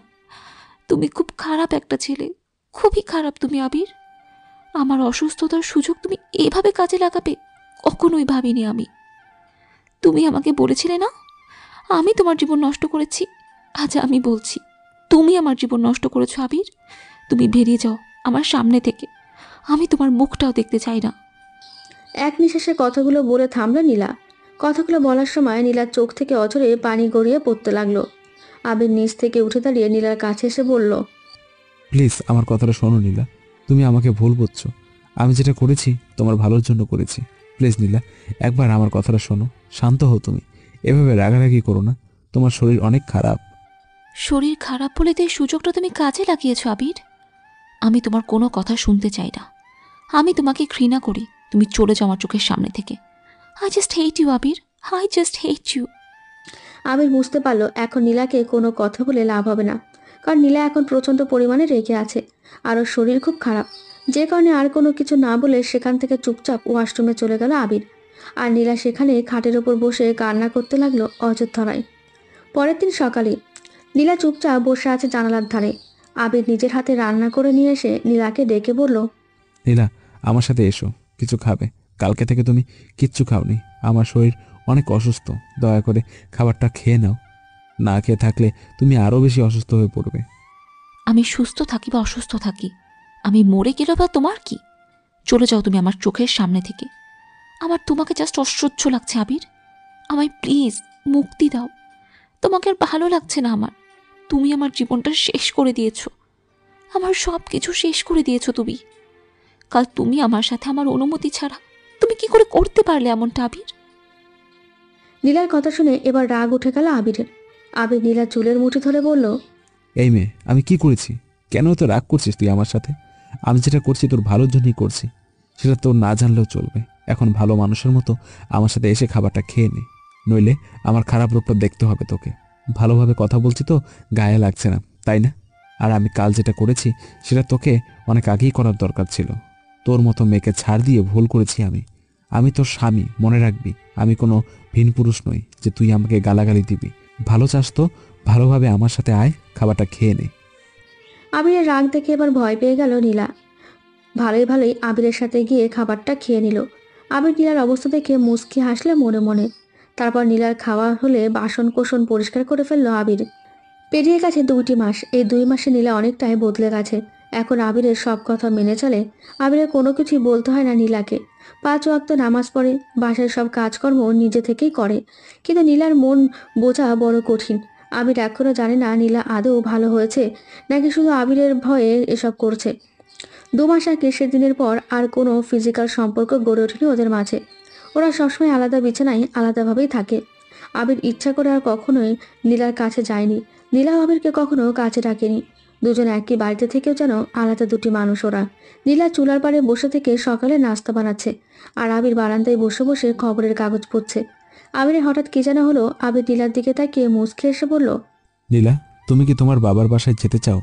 যদি চাও বলো, আজকে বিকেলে তোমায় নিয়ে শ্বশুরবাড়িতে ঘুরতে যাব। সেই যে বিয়ের পর চলে আসলাম, আর তোমাকে নিয়ে শ্বশুরবাড়ি যাওয়াই হলো না। না জানি আমার শ্বশুরমশাই কতটা রাগ করে আছে তার জামাইয়ের উপর। আবিরের কথা শুনে খুশিতে লাফিয়ে উঠল নীলা। তারপর দৌড়ে চুলার পাড় থেকে আবিরের সামনে এসে বলল, তুমি সত্যি বলছো আবির? সত্যি আমাকে নিয়ে যাবে বাবার কাছে?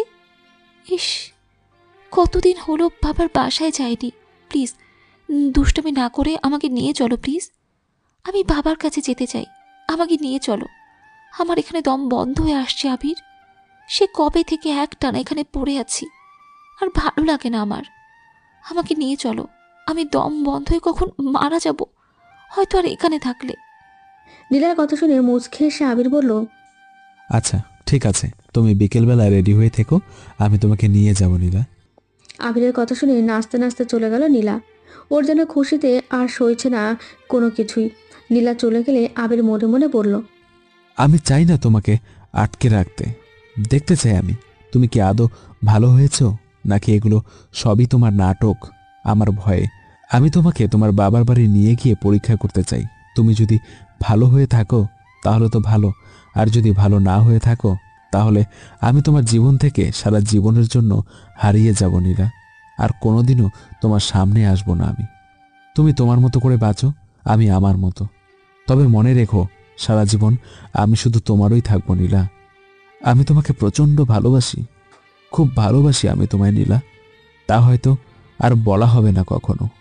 মনে মনে কথাগুলো ভেবেই একটা দীর্ঘশ্বাস ছাড়ল আবির। বিকেলে রেডি হয়ে নীলাকে নিয়ে বেরিয়ে পড়ল আবির।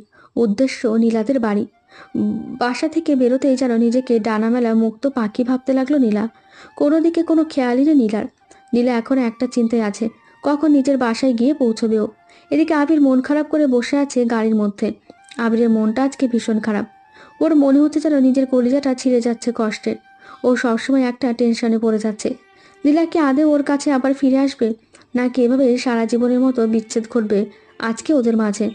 আবির কদিনে যেন আরো বেশি ভালোবেসে ফেলেছে নীলাকে। বেশ কিছুক্ষণ পর নীলার বাসার সামনে এসে ওদের সিএনজি থামলো। থামার সাথে সাথে নীলা সিএনজি থেকে নেমে দৌড়ে বাসার মধ্যে ঢুকে গেল। আবির যে ওর সাথে আছে সেদিকে যে ওর কোনো খেয়ালই নেই। নীলা চলে গেলেই আবির সিএনজি ভাড়া মিটিয়ে ধীরে ধীরে পা বাড়ালো নীলার বাড়ির দিকে। আবির নীলার বাসার গেট দিয়ে ভেতরে ঢুকতেই বাধা হয়ে দাঁড়ালো নীলা। তারপর বলতে লাগলো, কোথায় যাচ্ছিস তুই আবির? আমার বাসায় প্রবেশ করার সাহস হয় কি করে তোর? নীলার কথা শুনে অবাক চোখে নীলার দিকে তাকালো আবির। নীলা সেদিকে গুরুত্ব না দিয়ে আবার বলতে শুরু করলো, কি ভেবেছিলি তুই এত সহজে আমি তোকে মেনে নেব? কখনোই না আবির। এই 3টা মাস ধরে আমাকে যে পরিমাণ কষ্ট দিয়েছিস, ঠিক সেই একই পরিমাণ কষ্ট দিয়ে তিলে তিলে শেষ করব আমি তোকে। আমি জীবনে নিজের হাতে নিজে কখনো পানি ঢেলে খাইনি, আর সেই আমাকে দিয়ে তুই রান্না করিয়েছিস, কাপড় কাচিয়েছিস, বাসার সব কাজ করিয়েছিস, আমাকে দিয়ে সব কাজ করিয়েছিস তুই। এই সব কিছুর হিসাব নেব আমি তোর থেকে আবির। তুই রেডি থাক, তোর জীবন আমি শেষ করতে নেমে পড়ব এখন। তোর সাহস কি করে হয় আমার সাথে এরকম ব্যবহার করার? এতদিন তোর হাতের মার খাবার ভয়ে আমি কিচ্ছু বলিনি, কিন্তু এখন আমি মুক্ত। আমাকে আর কিচ্ছু বলার মতো আর কোনো উপায় নেই তোর। তাই যদি ভালো চাস তো এখান থেকে চলে যা, আর যদি না চাস তাহলে তুই ভাবতেও পারবি না তোর কত বড় ক্ষতি করে দিব আমি। তোকে আমি খুন করে ফেলবো আবির। নীলার কথা শুনে যেন একটু অবাক হলো না আবির। নীলার দিকে এক দৃষ্টিতে কিছুক্ষণ তাকিয়ে থেকে নীলার কাছে এগিয়ে গিয়ে নীলার দুগালে হাত রেখে কপালে একটা চুমু এঁকে দিয়ে আস্তে করে বলল, ভালো থেকো নীলা। কথাটা বলেই আবির উল্টো পথে হাঁটা দিল। তারপর সোজা গেট দিয়ে বেরিয়ে কোন দিকে যেন চলে গেল আবির। নীলা সেখানে দাঁড়িয়ে রইল থ মেরে, যেন কোনো কিছু ঢুকছে না এখন নীলার মাথায়। তবে মনে মনে খুশি হলো আবির ওকে মুক্তি দিয়ে চলে গেছে ভেবে। তারপর আর এক মুহূর্ত দেরি না করে নীলা বাসার মধ্যে ঢুকে গেল। বাসার ভেতরে ঢুকতে নীলা দেখতে পেল ওর ড্যাডি কি যেন দেখছে খুব মনোযোগ দিয়ে সোফায় বসে। নীলা ড্যাডি বলে চিৎকার দিয়ে দৌড়ে গিয়ে ওর ড্যাডিকে জড়িয়ে ধরলো। তারপর চিৎকার করে কান্না করে বলল, কেমন আছো তুমি ড্যাডি? আমার কথা কি ভুলে গেছো তুমি? একবারও আমার কথা মনে পড়েনি তোমার? নীলার কথা শুনে নীলাকে নিজের থেকে ছাড়িয়ে নিয়ে দরজার দিকে তাকিয়ে নীলার ড্যাডি বলল, কি ব্যাপার নীলা, তুমি একা এসেছো? আবির কোথায়? ওকে দেখছি না যে। ড্যাডির কথা শুনে অবাক হলো নীলা। তারপরে ড্যাডির দিকে অবাক চোখে তাকিয়ে নীলা বলল, ড্যাডি, আমি তোমার সামনে দাঁড়িয়ে আছি অথচ তুমি আমাকে ছেড়ে আবিরের কথা বলছো। আমি যে কাঁদছি সেদিকে তোমার কোনো খেয়াল নেই। তুমি এতটাই পর করে দিয়েছো আমায় ড্যাডি। বিয়ে হয়েছে বলে কি আমি তোমার আর কিছুই হই না? পর হয়ে গেছি। আমি কি তোমায় সেটা বলেছি নীলা? আমি বলছি আবির কোথায়? তোমাদের দুইজনের তো একসাথে আসার কথা ছিল, তাহলে তুমি একা এলেছে।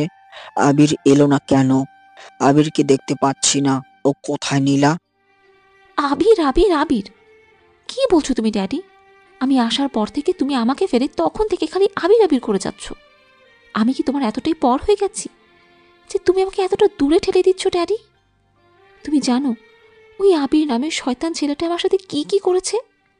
ও তোমার সাথে মিথ্যে বলে আমাকে বিয়ে করেছে। ও একটা ফকিরের ঘরের ছেলে, ওর বাবা একজন রিক্সা চালক ছিল। ও কোনো বড় লোক নয়, অথচ তোমার কাছে বড় লোক সেজে আমায় বিয়ে করেছে। ওই আবির একটা ঠকবাজ শয়তান ছেলে ড্যাডি। ও আমায় ঠকিয়ে বিয়ে করেছে, তারপর আমাকে গ্রামের বাড়িতে নিয়ে গিয়ে চাকরের মতো খাটিয়েছে এই 3টা মাস। জানো ড্যাডি, আমাকে দিয়ে বাড়ির সব কাজ করিয়েছে ওই আবির। ওকে তো আমি জেরের ভাত খাওয়াবো, খুন করে ফেলবো ওকে আমি। কথাগুলো বলার সাথে সাথে নীলার গালে ঠাস করে একটা থাপ্পড় মেরে দিল ওর ড্যাডি। থাপ্পড়কে নিচে ফ্লোরে পড়ে গেল নীলা। তারপর গালে হাত দিয়ে ওর ড্যাডির দিকে অবাক চোখে তাকিয়ে বলল, তুমি আমাকে মারলে ড্যাডি? হ্যাঁ, আমি তোমায় মারলাম নীলা, কারণ এই মারটা আমার অনেক আগেই তোমাকে মারা উচিত ছিল, কিন্তু আমি যেটা করতে পারিনি সেটা তোমায় আবির করে দেখিয়েছে। তুমি যে কতটা নিচে নেমে গেছো তুমি সেটা নিজেও জানো না নীলা। তোমাকে ঠিক করার জন্য আবিরই যথেষ্ট। তুমি এসব কি বলছো ড্যাডি? তুমি কিভাবে আবিরের হয়ে কথা বলছো এত কিছু জানার পরেও? যে তোমার মেয়েকে অনেক জ্বালিয়েছে, কষ্ট দিয়েছে, তারপরেও তুমি সে আবিরের জন্য আমাকে মারলে কেন ড্যাডি? কেন? আমার চাইতে কি ওই আবির এখন তোমার কাছে বেশি বড় হয়ে গেল? আমি কি তোমার কিছুই নয় ড্যাডি? নীলার কথা শুনে ওর ড্যাডি অন্যদিকে ঘুরে দাঁড়িয়ে রইল। হ্যাঁ, তুমি ঠিক ধরেছ নীলা, তোমার চাইতেও ওই আবির আমার কাছে অনেক বড়। কেন জানো? ওই আবিরের আজকে এত গরিব হওয়ার জন্য শুধুমাত্র আমি দায়ী, আর ওর বাবার মৃত্যুর জন্য তুমি দায়ী নীলা।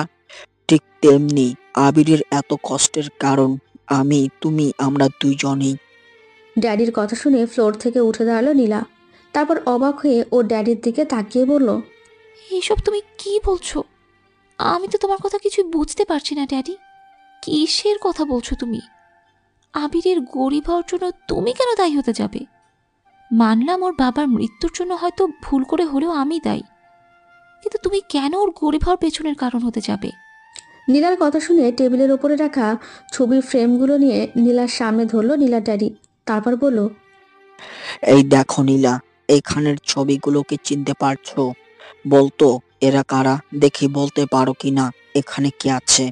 ড্যাডির হাত থেকে ছবিগুলো নিয়ে নীলা বলল, এখানে তো এটা তুমি আর ওইটা আম্মু, কিন্তু পাশের লোকটাকে ড্যাডি? মনে হচ্ছে কোথায় যেন দেখেছি আমি লোকটাকে, কিন্তু ঠিক মনে করতে পারছি না কোথায় দেখেছি। পাশের ওই লোকটা তোমার মামা আর আবিরের আব্বু নীলা, মানে তোমার শ্বশুর মশাই, যার মৃত্যুর কারণ তুমি নিজে। ড্যাডির কথা শুনে অবাক হয়ে নীলা বলল, এ তুমি কি বলছো ড্যাডি? এটা আমার মামা আর আবিরের আব্বু হয় কি করে? আমি তো তোমার কথা কিছু বুঝতে পারছি না ড্যাডি। হ্যাঁ নীলা, এটাই সত্যি। ওটা তোমার মামা আর আবিরের আব্বু। আবির তোমার আপন মামাতো ভাই। কিন্তু এটা কি করে সম্ভব? আমি তো কখনো মামার ব্যাপারে তোমাদের কাছে কিছু শুনিনি। তবে হ্যাঁ, ছোটবেলায় আম্মুকে কান্না করতে দেখতাম মামার জন্য, কিন্তু কখনোই কিছু বুঝতাম না। তোমাকেও দেখতাম আম্মুকে বোঝাতে নানা রকম কথা বলে, কিন্তু কখনো তো বলোনি যে আমার মামা একজন রিক্সা চালক। তোমার মামা কোনো রিক্সা চালক নয় নীলা, বরং সে ছিল ঢাকার সবচাইতে বড় বিজনেসম্যানের একমাত্র বড় ছেলে। কিন্তু একমাত্র তোমার আম্মু আর আমার জন্য তাকে একজন রিক্সা চালকে পরিণত হতে হয়েছিল। আত্মীয় স্বজন, বাড়ি গাড়ি সব কিছু ছেড়ে তাকে চলে যেতে হয়েছিল ওই ছোট্ট গ্রামের কুঁড়ে ঘরে, যেখান থেকে সারাদিন রিক্সা চালিয়ে নিজের পরিবার চালাতে হতো তাকে। কিন্তু তোমাদের মাঝে এমন কি হয়েছিল ড্যাডি, যার কারণে মামাকে গ্রামে ওখানে চলে গিয়ে রিক্সা চালাতে হলো? সে শহরে ফিরে আসেনি কেন? এত বড় বাড়ি থাকতে, গাড়ি থাকতে সে কেন চলে গেল গ্রামে? কি এমন হয়েছিল যার জন্য তোমরা নিজেদের দায়ী করছো? আমি জানতে চাই ড্যাডি, সব কিছু জানতে চাই আমি। নীলার কথা শুনে নীলার ড্যাডি কিছুক্ষণ চুপ থেকে বলতে শুরু করলো, তাহলে শোনো নীলা, আজ থেকে 20 বছর আগের কথা। তোমার মামা আর আমি ছিলাম সবচাইতে কাছের দুজন বন্ধু। কলেজে একসাথে পড়াশোনা করতাম আমরা। পুরো কলেজের মাঝে আমরা ছিলাম সবচাইতে ভালো ফ্রেন্ড। তোমার আম্মু একই কলেজে পড়তো আমাদের সাথে। তোমার আম্মুকে আমার প্রথম দেখা থেকেই ভালো লাগতো, কিন্তু কখনো বলে উঠতে পারিনি, কারণ আমি ছিলাম একজন গরিব গরিব কৃষিকের ছেলে, আর তোমার আম্মু ছিল ঢাকার সবচেয়ে বড় বিজনেসম্যানের একমাত্র মেয়ে।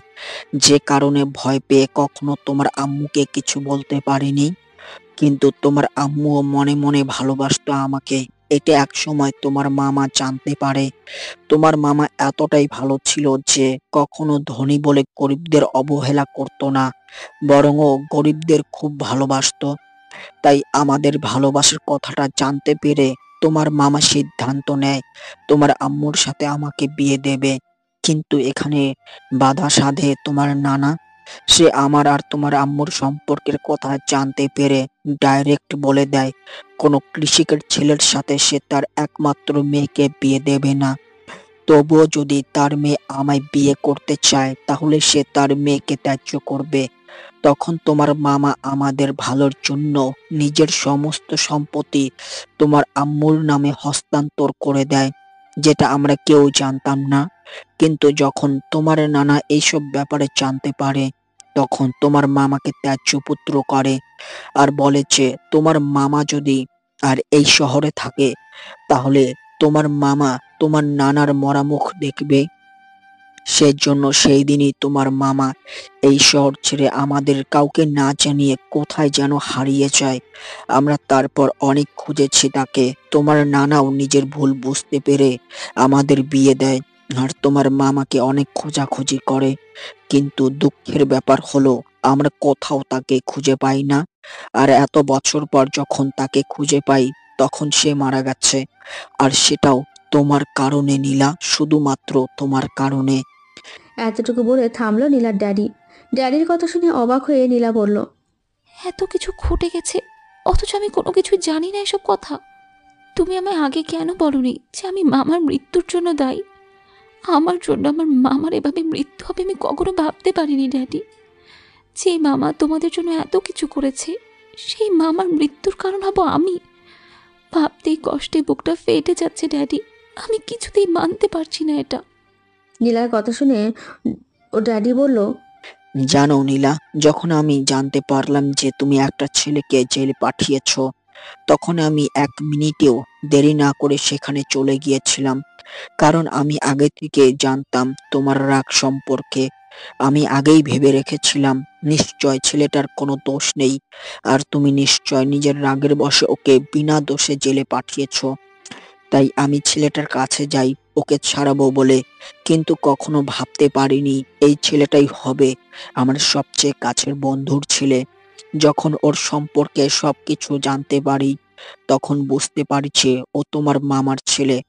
কিন্তু দুঃখের ব্যাপার হলো তোমার মামাকে আমি শেষ দেখাটা দেখতেও পারিনি। সে ছেলের জেলে যাওয়ার কথা শুনে হার্ট অ্যাটাক করে মারা গিয়েছিলেন। সেই মুহূর্তে তোমার উপর খুব রাগ হয়েছিল আমার নীলা। আমার ইচ্ছে করছিল বাসায় এসে তোমাকে ত্যায্য করে দিতে, কিন্তু আমাকে থামিয়ে দিয়ে সেদিন আবির কি বলেছিল জানো?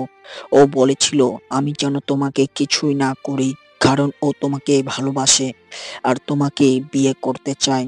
আমার কাছে দাবি করেছিল তোমাকে চেয়েছিল তোমাকে বিয়ে করে ভালো করতে। তাই আমি ওর সাথে তোমার বিয়েটা দেই, কিন্তু তোমাকে না জানিয়ে। আমার এই সমস্ত সম্পত্তির মালিক আবির। কারণ আবিরের বাবা মানে তোমার মামা যদি সেদিন নিজের সমস্ত সম্পত্তি আমাদের না দিত তাহলে আজকে আবিরের জায়গায় তুমি থাকতে নীলা আর ও রিক্সা চালক বাবার জায়গায় থাকতাম আমি। শুধুমাত্র তোমার মামার সেই আত্মত্যাগের জন্যই আজ আমরা এত সুখে আছি। কিন্তু ড্যাডি, মামা তো অনেক পড়াশোনা জানতো, কলেজেও পড়েছে। তাহলে মামা ভালো কোনো চাকরি না করে রিক্সা চালক কেন হলো? সে তো ভালো কোনো চাকরি করতে পারতো। কিন্তু গ্রামে কেন রিক্সা চালিয়ে সেখানে থাকতে গেল?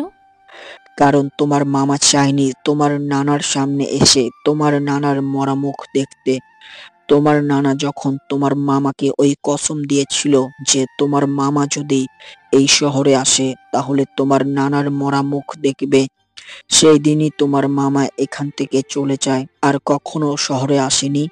এমনকি ছেলের পড়াশোনার জন্য ছেলের কাছে টাকা পাঠিয়ে দিয়েছে, তারপরেও নিজে শহরে আসেনি শুধুমাত্র বাবার কথা রাখার জন্য।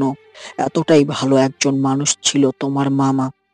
কিন্তু একমাত্র তোমার কারণে লোকটা হার্ট অ্যাটাক করে মারা গেছে নীলা, শুধুমাত্র তোমার কারণে। তোমাকে মেয়ে বলে পরিচয় দিতে আমার আজ ঘৃণা হচ্ছে নীলা। তুমি আমার মেয়ে হয়ে আমার সম্মান সবকিছু মাটির সাথে মিশিয়ে দিয়েছো। শুধু আমার বন্ধুকে তুমি মেরে ফেলোনি, তার সাথে মেরে ফেলেছো আমার মান সম্মান, আমার বন্ধুত্ব। তোমার মামার মতো আবিরও আজকে হয়তো তোমার জন্য দূরে চলে গেল, সারা জীবনের জন্য। আবির আমাকে ফোন করে জানিয়েছিল তোমাকে ও ভালো করে ফেলেছে। কিন্তু তুমি যদি ভালো না হয়ে থাকো, তোমার যদি এই সব কিছু সাজানো নাটক হয়ে থাকে, তাহলে আবির সারা জীবনের জন্য হারিয়ে যাবে নীলা। ড্যাডির কথা শুনে ধপ করে ফ্লোরে বসে পড়ল নীলা। তারপর কান্না করে দিয়ে বলল, এ হতে পারে না ড্যাডি, এটা কিছুতেই হতে পারে না। আমি আবিরকে কোথাও যেতে দিব না। আমি ভুল করেছি, ওর কাছে ক্ষমা চাইবো আমি, ওর পা ধরে ক্ষমা চাইবো আমি ড্যাডি। আবিরকে ছাড়া বাঁচতে পারবো না আমি ড্যাডি। ওকে তুমি এনে দাও, আমার ওকে চাই ড্যাডি, আমার ওকে চাই। কথাগুলো বলতে বলতে হঠাৎ চারদিকে অন্ধকার হয়ে এলো নীলার। নীলা অজ্ঞান হয়ে ফ্লোরে শুয়ে পড়ল। নীলাকে অজ্ঞান হয়ে পড়ে যেতে দেখে ওর কাছে ওর ড্যাডি দৌড়ে গিয়ে নীলাকে ধরে ফেললো। তারপর ডাকতে লাগলো, নীলা, নীলা, এই নীলা, কথা বল মা আমার সাথে। কি হলো নীলা তোর? নীলাকে পাগলের মতো ডাকতে লাগলো ড্যাডি। কিন্তু নীলার কিছুতেই জ্ঞান ফিরল না। পরে কোনো উপায় না পেয়ে নীলাকে কোলে তুলে নিল। তারপর গাড়িতে নিয়ে বসে ড্রাইভারকে নিয়ে সোজা চলে গেল হাসপাতালে। হাসপাতালে পৌঁছে আবিরকে ফোন দিল নীলার ড্যাডি। ওদিকে আবির ফোনের মাঝে নীলার ঘুমন্ত ছবিগুলো দেখছিল। নীলা যখন রাতে ঘুমিয়ে থাকতো তখন আবির চুপি চুপি নীলার বেশ কয়েকটা ছবি তুলেছিল, কারণ আবির নীলাকে অনেক ভালোবাসতো। সে ছবিগুলো দেখছে আবির আর চোখের জল ফেলছে, কারণ এখনই ওর ফোনটা চিরদিনের মতো বন্ধ করে দিয়ে এই দেশ ছেড়ে চিরদিনের মতো অন্য দেশে পাড়ি দেবে। হঠাৎ ফোন বেজে উঠল আবিরের। ফোনের স্ক্রিনে নীলার ড্যাডির নাম্বার দেখে ফোন ধরবে কি ধরবে না চিন্তা করতে করতে ফোনটা রিসিভ করেই ফেললো আবির। সাথে সাথে ফোনের ওপাশ থেকে নীলার ড্যাডি বলল, আবির বাবা, তুমি কোথায় আছো? জলদি হাসপাতালে চলে আসো। আমার নীলার অবস্থা খুব খারাপ। ও তোমার ব্যাপারে সবকিছু জানতে পেরে অজ্ঞান হয়ে গেছে। আমি ওকে হাসপাতালে নিয়ে এসেছি, ডাক্তার দেখছে। তুমি তাড়াতাড়ি চলে আসো, নীলা তোমার জন্য পাগলামি করছে। নীলার ড্যাডির কথা শুনে এক মুহূর্ত দেরি না করে আবির ছুটল হাসপাতালের উদ্দেশ্যে। খুব দ্রুত হাসপাতালে পৌঁছে গেল আবির। তারপর দৌড়ে চলে গেল নীলার কেবিনের সামনে। আবির পৌঁছাতেই নীলার কেবিন থেকে ডাক্তার বেরিয়ে আসলো। তারপর নীলা ড্যাডিকে উদ্দেশ্য করে হাসি মুখে বলল, কংগ্রাচুলেশনস মিস্টার খান, একটা সুখবর আছে। আপনার মেয়ে মা হতে চলেছে, আর আপনি নানা ভাই হতে চলেছেন। তাড়াতাড়ি মিষ্টি খাওয়ান মিস্টার খান। ডাক্তারের কথা শুনে থমকে দাঁড়ালো আবির। যেন মুহূর্তের মাঝে ওর সবকিছু থেমে গেল সেখানেই। আবির হাসবে না কাঁদবে বুঝতে পারছে না। এদিকে নীলার ড্যাডিরও একই অবস্থা। খুশিতে কথা বলতে ভুলে গেছে সে। কিছুক্ষণ চুপ করে দাঁড়িয়ে থেকে নীলার ড্যাডি ডাক্তারকে উদ্দেশ্য করে বলল, নীলাকে কি এখন দেখা যাবে? ওর কাছে কি এখন যাওয়া যাবে ডাক্তার? নীলার ড্যাডির কথা শুনে ডাক্তার মুচকে এসে বলল, হ্যাঁ অবশ্যই যেতে পারবেন, তবে নীলা জ্ঞান ফেরার পর শুধু ওর স্বামীকে খুঁজছে। ওর স্বামী গেলে ভালো হয়। আবির ডাক্তারের কথাটা শোনা মাত্র কাউকে কোনো কিছু না বলে সোজা নীলার কেবিনে ঢুকে পড়ল। নীলা নিজের বেডে বসে অন্যদিকে ঘুরে তাকিয়ে আছে। আবির সোজা গিয়ে নীলাকে শক্ত করে জড়িয়ে ধরল। আচমকা এভাবে জড়িয়ে ধরায় ভেবাচাকা খেয়ে নীলা আবিরের দিকে তাকিয়ে বলল, আবির, কি করছো কি? আমার বাবু ব্যথা পাবে তো। আবির নীলার কথা শুনে হাসবে না কাঁদবে বুঝতে পারছে না, তাই নীলাকে ছেড়ে একটু সরে দাঁড়ালো আবির। সরে দাঁড়ানোর সাথে সাথে নীলা আবিরের হাত টেনে আবার জড়িয়ে ধরে বলল, এই, তুমি আমায় ছেড়ে দূরে যাচ্ছ কেন? আমি কি তোমাকে দূরে যেতে বলেছি? আমাকে ছেড়ে যাওয়ার খুব শখ, তাই না? আর একবার ছেড়ে যাওয়ার কথা বলে দেখো, ঠ্যাং ভেঙে বাড়িতে ফেলে রাখবো তোমায় আমি। এতদিন তুমি আমায় মেরেছ, এখন থেকে না আমি তোমায় মারব।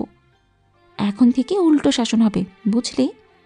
আর আমাকে কিছু বলতে আসলে আমার ছেলে তোমায় শাসন করবে। নীলার কথা শুনে মিষ্টি এসে নীলাকে জড়িয়ে নিল আবির। তারপরে দুজনেই হা হা করে হাসতে লাগলো। আর যেন ভালোবাসার পূর্ণতা পেল ওদের মাঝে। সব অবহেলা মিথ্যে অভিনয় সবকিছু ভুলে আজ দুজনে এক হয়ে গেল। এ যেন ভালোবাসার এক সীমান্তহীন সাগর। এইভাবেই বেঁচে থাকুক পৃথিবীর সকলের ভালোবাসা, এই দোয়াই করি। আজকের গল্পটা এখানেই শেষ। আগামী গল্পের জন্য সবাই অপেক্ষা করুন। আল্লাহ হাফেজ। সবাই ওদের ভালোবাসার জন্য দোয়া করবেন আর ভালো থাকবেন।